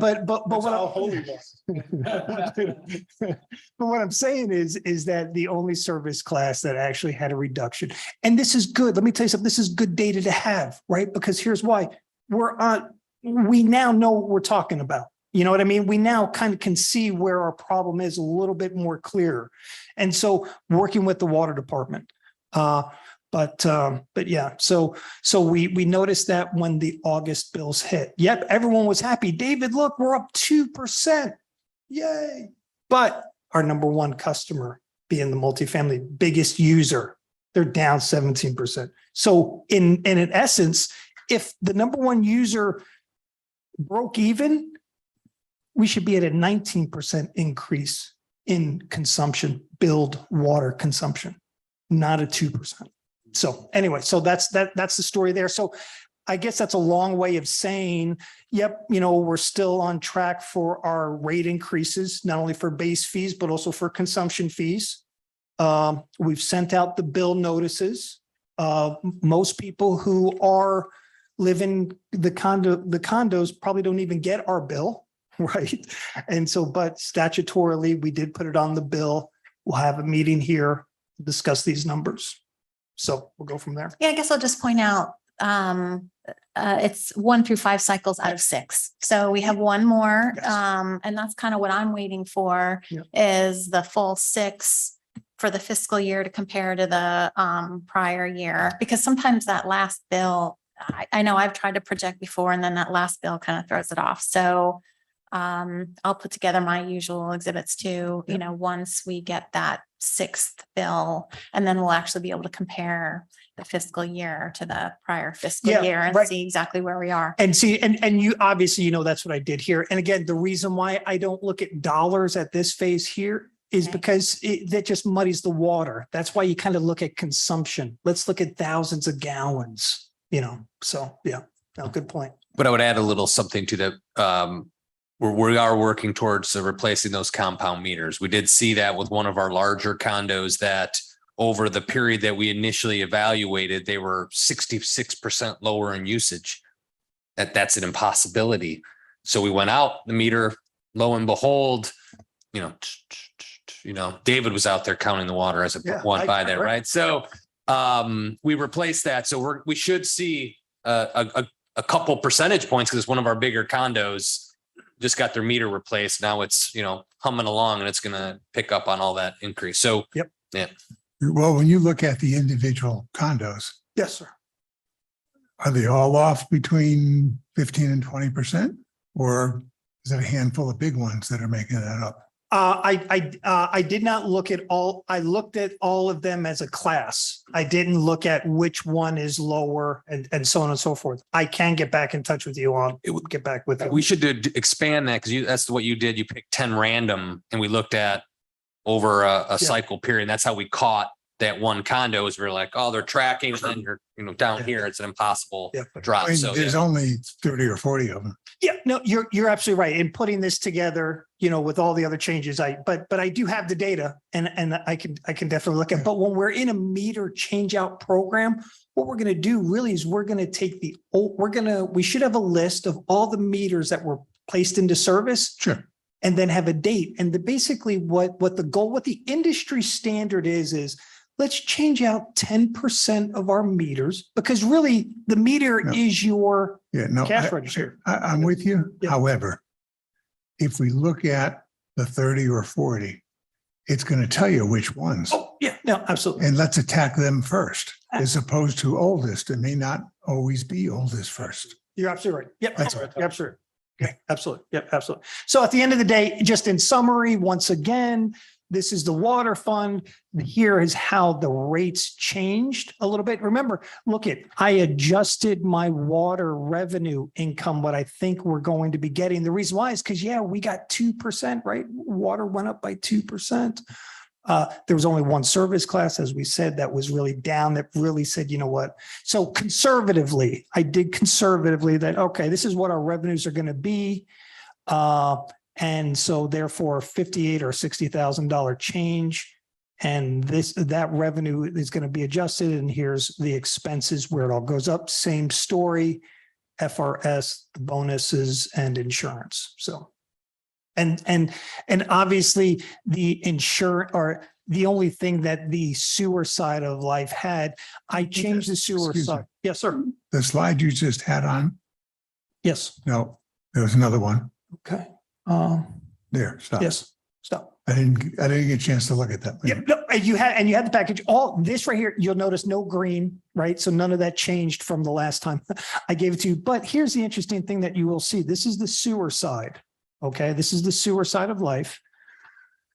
Notice what happened here. Since I don't have good comparative data, I would have loved to compare this data. This is gallons billed for sewer for the 5 cycles. Look at, again, multifamily going up, drops down 19. Same trend. Same Yeah, thing, right? But yeah. the reason why is because sewer, right, is tied to water, right? And so we bill sewer based on the number of gallons in water. This right here is another indication that, hey, we might have a meter problem, right? But that's what I Yep, did. Gotcha. Yeah. Yep. Okay, thank you. My pleasure. So again, the sewer, the only thing that changed on the budget sewer side is I added a $25,000 contingency. All of our funds, again, general fund, the building department, water, the sewer department, I just wanted to add a $25,000 contingency. And that was the change in the budget there. So that was a lot to say. In summary, you can see here, sorry about that. Again, the first slide I showed you here was our original, what I first presented to you. Here's the new updated proposed. Here's the dollar change, 1.7%. And here are the dollar changes here and why, and you'll see there, it's the same thing. So, so at the end of the day, Went too fast. yes, sir, sorry. So the general fund, right? General fund, $270,000. Why is that? Well, it's the economic, it's the health and general insurance, it's the FRS. Building fund, same kind of changes there.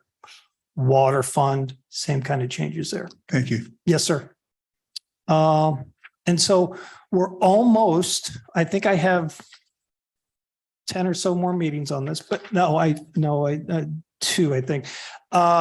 And so here's as we progress forward to our September, the millage rate, our assumptions on the millage rate is not changing. And so here has been the march through it. And so now at this meeting here, we've just updated it for these 3 areas here. Again, just to what David and I are tentatively, or not tentatively, we are going to be presenting to you all for your tentative budget approval is the 3.5875 or whatever, not the 3.6. So we're still contending you do not need to hit the maximum that you set. that we could go at that slightly lower number. Yeah, and that's. Unless you have a change of heart, I would, ask now, maybe I could do that. Well, that's by putting in a use of the reserves to the 300 and something thousand mark. So I guess your question is, are we comfortable with that? Are you still comfortable with the lower millage rate versus the maximum rate? I just have one question. Yes, go So you had mentioned it a couple times. In fiscal year 2022, we had pledged 643,000 from reserves, and like your latest, I also got to say, before I get into all this, I really like all the changes that you've implemented with this budget cycle. Your highlighted changes for the revisions, these new reports, I really think they're excellent and really help to clarify, what's going on. And I like your animated presentation. So thank you very much. So to get on with what I was saying, so the 643,000 that was pledged last year, and then your update to July 31st has the budget. Well, I guess the reason why your budget too is because it's the last dollar spent. That's why you would almost always have that as a dash. And then your actuals are a dash.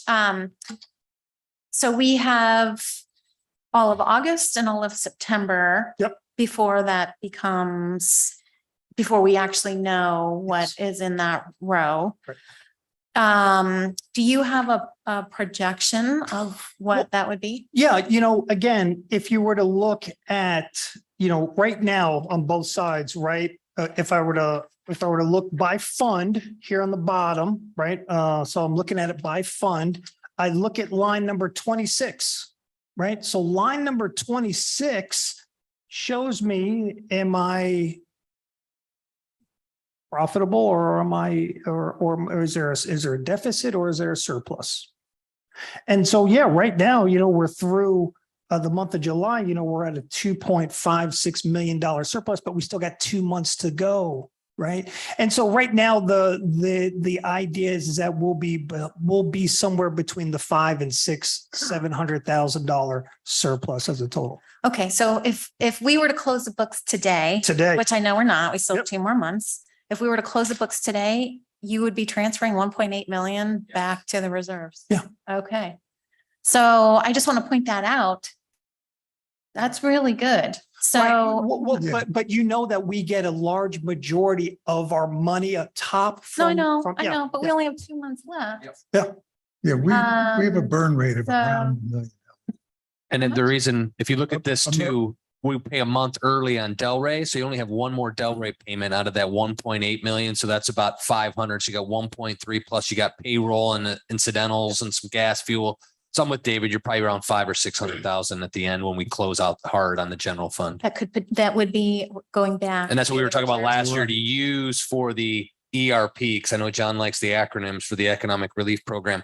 So, to do that, we're going to use those dollars. So when I say when we move forward next year and you're talking 312, it's not really 312. I mean, those are really placeholders for balancing, right? but really the health or cash, if you will, is going to increase and they'll be able to handle that change next year. Right. It exists right now. So I would just, so I am keeping that in mind. To me, that 312 that we're pledging, number one, it's less than what we pledged last year. For the fiscal year 2022. And it looks like we'll be not only not transferring from reserves, we're actually going to, in that amount, transferring back to reserves. So I think we're in really good shape with where we are. Yeah, what I was saying is we have a basic burn rate, just, broad averages of about $1 million a month. And like you were saying, what they're talking about proposing to pledge is basically what our carryover is going to be this year. So I agree with you. We're in very good shape. Which allows us to stay with the current mill rate that we've set up. Yes, sir. Yep, yep, absolutely. So that's all I have. Again, if you don't have any questions now, you feel free to call me, email me, yell at me later. Anybody have any questions or further thoughts? The only thing No. I'd say again is vital signs is great. Brain surgery. It's very transparent. I Yeah, think as the vice mayor has said, the level of illustrations and it's excellent. yeah, no, good. I'm glad you enjoyed it. I enjoyed doing it. So. You can't tell. Thank you Right. for not putting me to sleep. Yeah. You know, I know, I try that. That, you Everyone know, leaves when I have my. Numbers can be very dry Yeah. depending on how they're I presented. know. Yeah, I she know. had a magnifying glass out. Yeah, don't know, I she know, was no, looking good. through all this. Listen, good. So very nice job. Thank you. Happy to do. Mayor, Shoot. just to comment on waste management, there is another vendor who 2 counties north of us is having a similar problem with their pickups. So Hmm. keep in mind, it's not just Delray. Yep. And also thank you very much for, pointing out the best presentation I've seen in 5 years sitting up here. Thank you very much. Yeah, so when do you think you, or do you have a plan for when you'll look at like the building fund and the amount of reserves, the sewer fund? My hunch is that perhaps the reserves in the building fund are excessively adequate, maybe. I don't know. The sewer fund, are you planning? Yeah, to look well, at those funds? that's really the beautiful thing. If you look on the back page, right? I can show you But what. it's still hard to see. Okay, so like- look at building fund, right? And then go to line number 26. Building fund, right? So what I'm getting at, so we had done an analysis of the general fund and what we thought was an adequate level of reserves that Yeah. we would be comfortable with. Right. Can we do something like that Sure. with the building fund? I guess really all the funds, really more of an analysis of the reserves You know at the what would right be a good level. idea? Taking and great idea. Actually, it's yours. Taking the fund balance policy for the general fund and seeing how, if that were applied to the other funds, seeing what they would look like. So my understanding is when we were talking about the amount of discount that we were going to give off of the permit fees, Mr. Remus is back. I thought he had said, so for the general fund, it's there's a certain amount of months that you do for disaster recovery, this and that. But when Mr. Remus was talking about the reserves for the building fund, it was a whole other set of benchmarks Yeah. that he was using. And this was before Gulfstream, was involved. And what I seem to remember is like, maybe you got like to keep a year's worth of expenses. I don't know. It was a whole other set I'll find of benchmarking and I'll find out. an idea maybe to throw, and I think Mr. Remus was saying that he was going to look at the level of reserves in the building fund and see what was adequate. And it was going to be a part of the analysis of the rate structure. And I don't know if maybe Gulfstream now that changes your timeline as far as when you're going to be looking at the rate structure.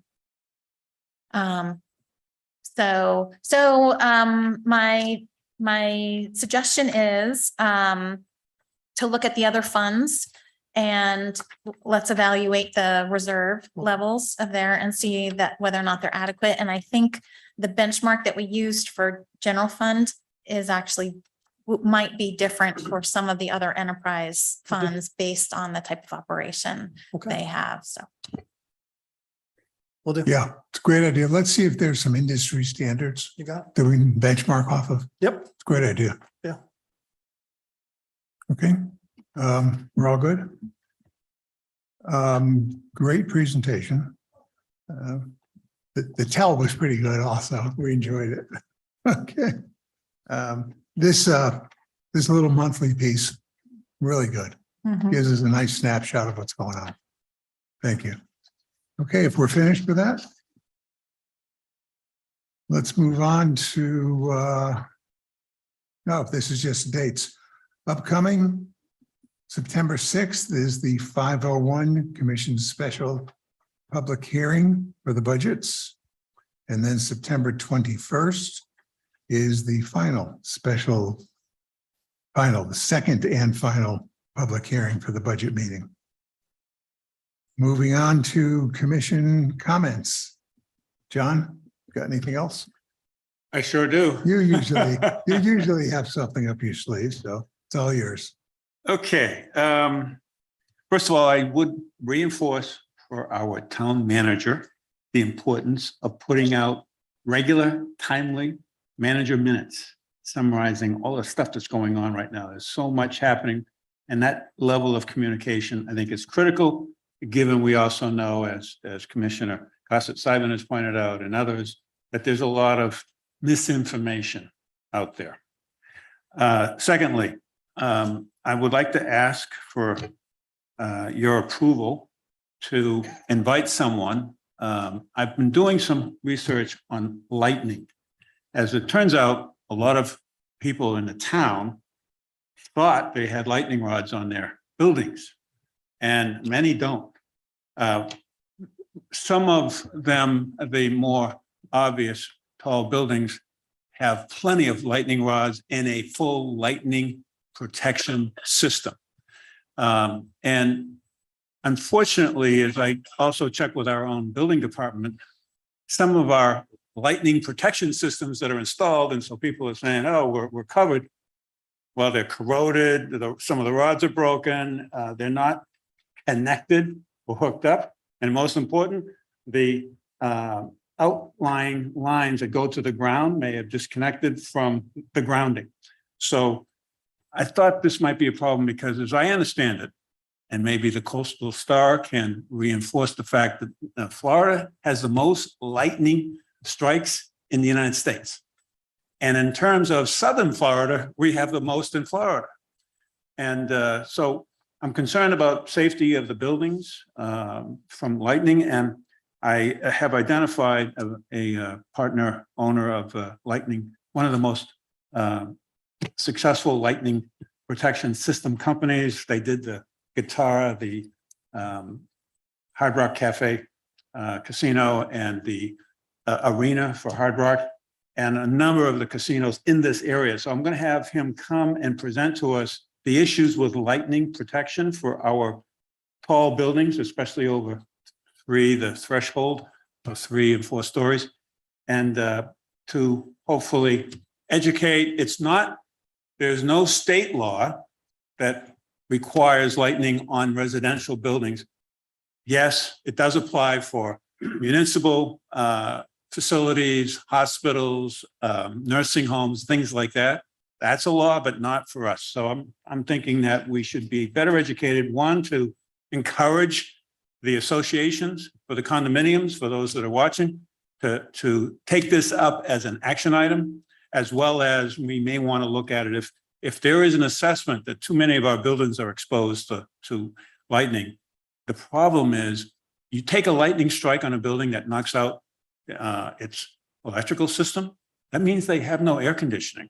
That means they have to vacate the building. And I know in a case of one of our condos that had an electrical blowout, when an electrician made a mistake, they blew out, I think it was 3 or 4 floors where they had no electrical supply because they had a short circuit. And the people had to move out for almost 6 to 8 weeks because you don't have any, they had to bring in generators. It's a nightmare. So in any event, with your permission, I'd like to bring in this person to give us sometime in September, October. Definitely. Not only what you're saying, would we like to learn about that more, but the more we can educate our public, the better.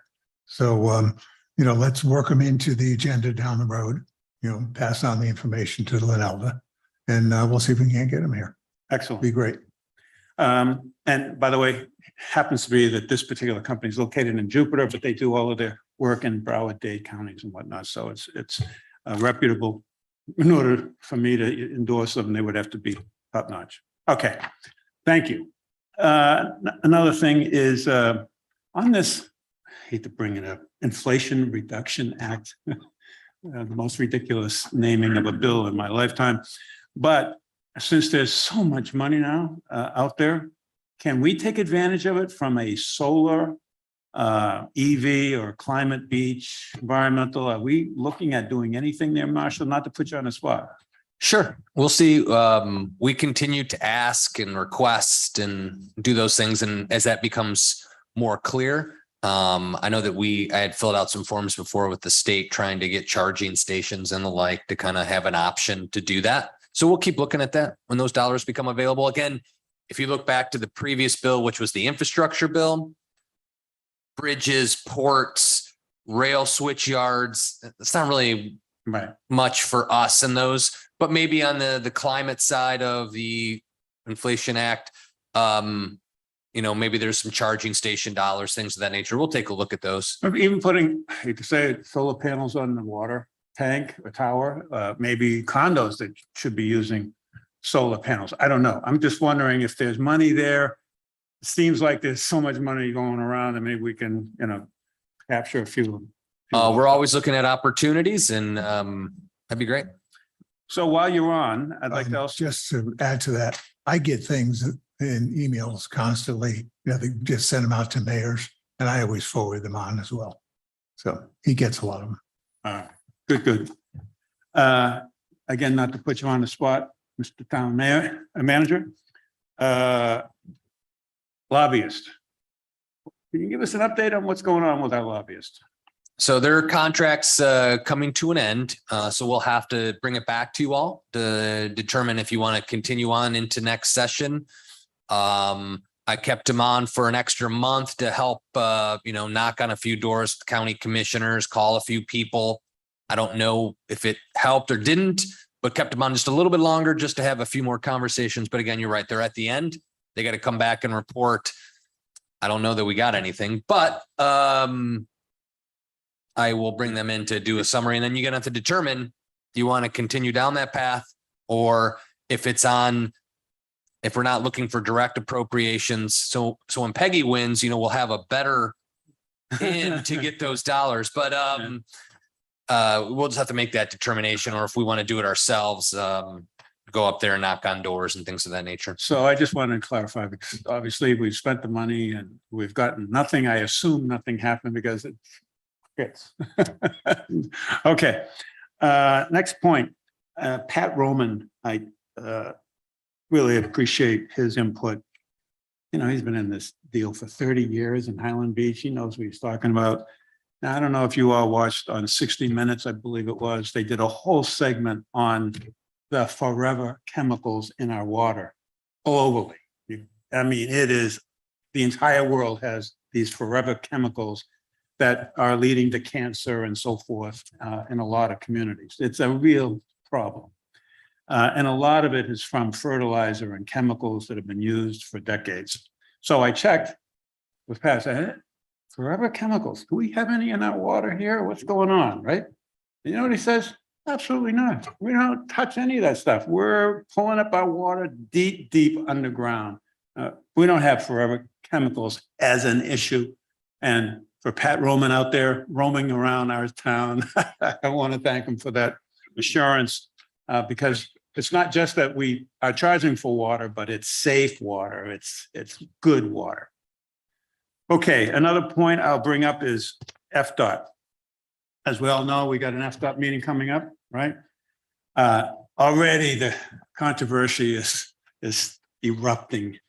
And I wanted to clarify one thing from one of our residents. Again, with input from Pat Roman, because I'm not this bright. The concern is, FDOT's creating all of this pollution and it's going into the intercoastal waterway, and we've got to stop FDOT from doing that, and let's delay the whole project. I mean, you can imagine how that can be extrapolated to the extreme.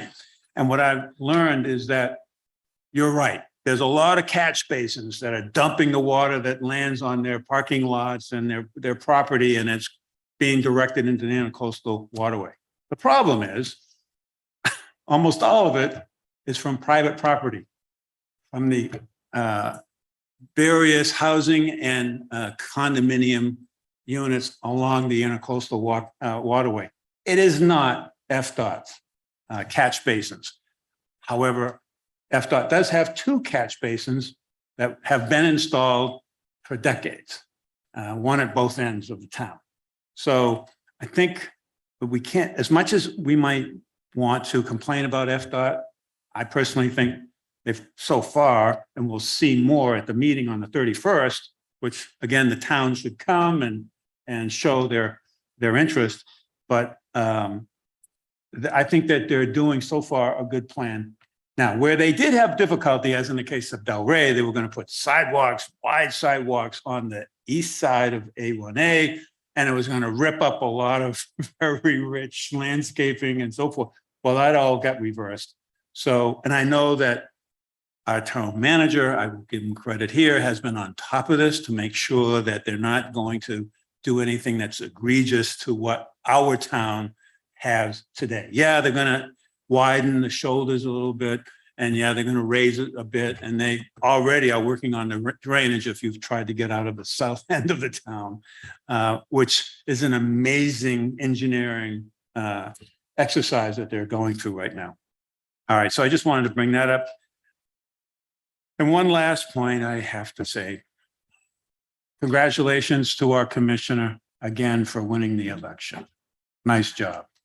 Big personal commitment, family and all out there in the heat during the day, banging on doors. It's not easy.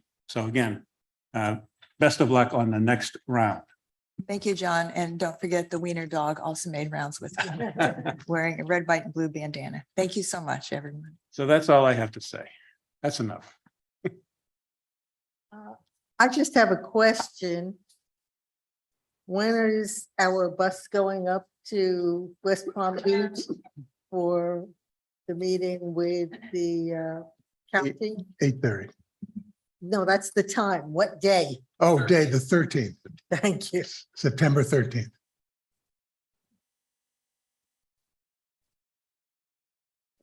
Otherwise, That's it? that's it. Okay, well, that's important. That's very important. Peg, all yours. Thanks, Mayor. Thanks, everyone, for their comments. A note on FDOT, I presume we're all in attendance. I will have to weigh in with our meeting next week from distance, so I will happy to set that up. I won't be in town that day, though I had planned to originally. Secondly, with regard to the comments by Mr. Kleiman, I believe they do have merit, and there are ways of that being handled that we can work with FDOT. They've certainly been wonderful friends of ours since our meeting last September with our elected officials' assistance. For example, just give you two examples that are very commonplace. Landscapers. I'm a single family home. I see it in my neighborhood. Landscapers will blow the cut grass and limbs, even coconuts and palms into the water. And that produces, it breaks down, it clogs the waterways for the wildlife, the sea life, and it breaks down into, hazards for the fish population. Behind my house, we have seagrass. And specifically behind my house, it's fed by a canal on the west side. This is very commonplace at that end of town, and the seagrass is immediately necessary for the manatee population. Then secondly, I do believe that people wash vehicles both in condos and private homes, and those vehicles, chemicals, fertilizers and everything else. I've seen paint dumped into I've seen paint and drywall dumped into the intercoastal from construction sites. That has basically come to a halt in our town due to our codes. But it continues to happen quietly. And I think some people aren't even aware that if they wash their car and wax it and hose it down and hose their driveway, it goes into these systems. So maybe in a future newsletter, Marshall could address that. But if we all try, I think we can address it slowly. Lastly, I don't want to forget about the letter from a resident last week about the furniture on the beaches and that it clogs and prohibits turtle nesting, also brought up by our turtle ladies. So if we could maybe get an update on a future meeting on what we could do on that on the town's end. And thanks again. So just wanted to provide an update on the entry sign contest. So there's been progress made. So right before we got into the meeting today, there was an email blast announcing the town entry signage contest to the residents of Highland Beach that we have their email for. It explains the contest and provides the timeline.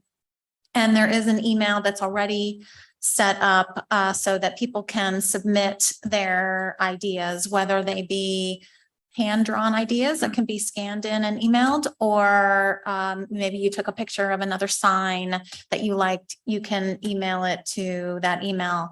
If email's not your thing, you can bring a hard copy to the town hall and submit it to the clerk. And that's all outlined in this email. The email also includes what the key dates are. So to everyone, please think about your ideas, and you can submit them today, as early as today, all the way up through February 10th of 2023.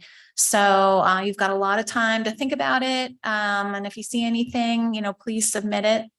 February 10th is the last day to submit the signs. At our February 21st meeting, we will review. Hopefully we'll have several to review and select finalists. And then residents will be able to vote on those designs for about a 6-week period between February 22nd to the end of March.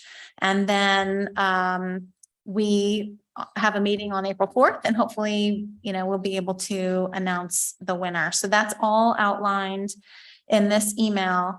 So to date, we had a Coastal Star article that had described it, kind of put a primer out there in June. It was in the most recent manager minute.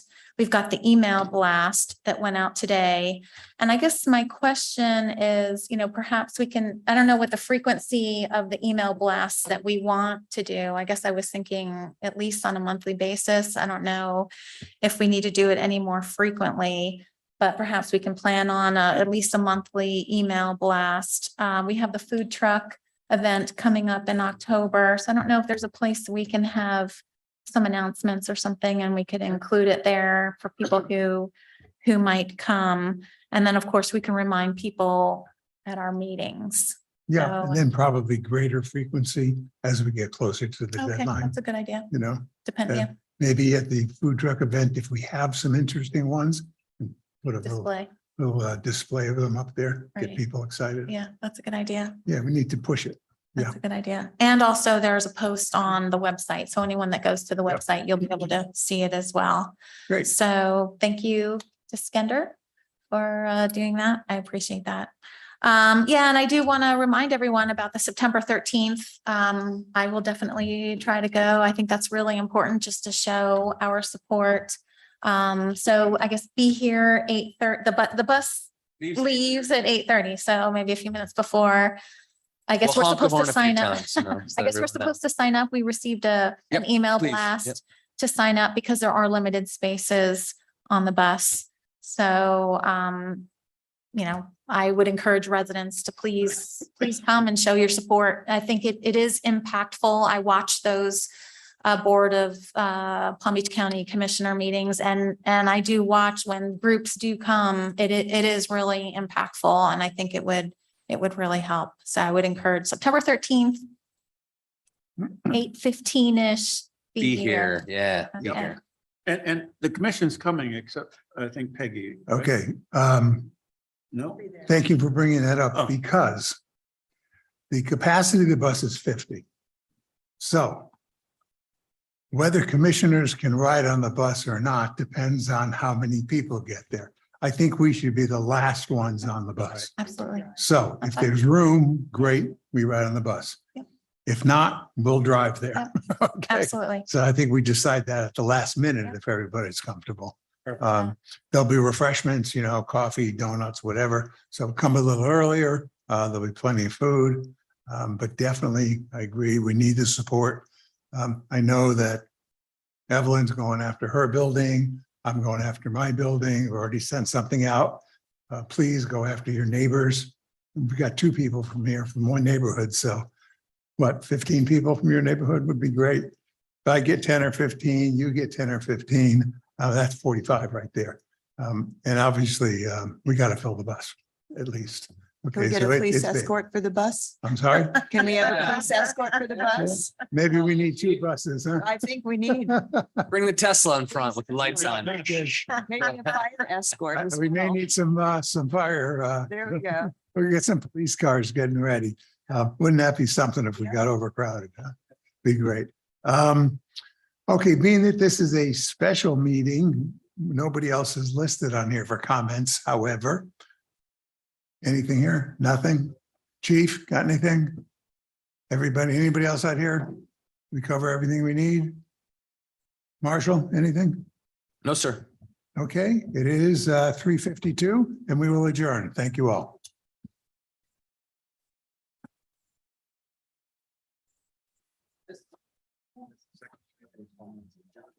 Oh, yeah. Oh, this is your son? That's your son. Yeah, that's a good study. Yeah.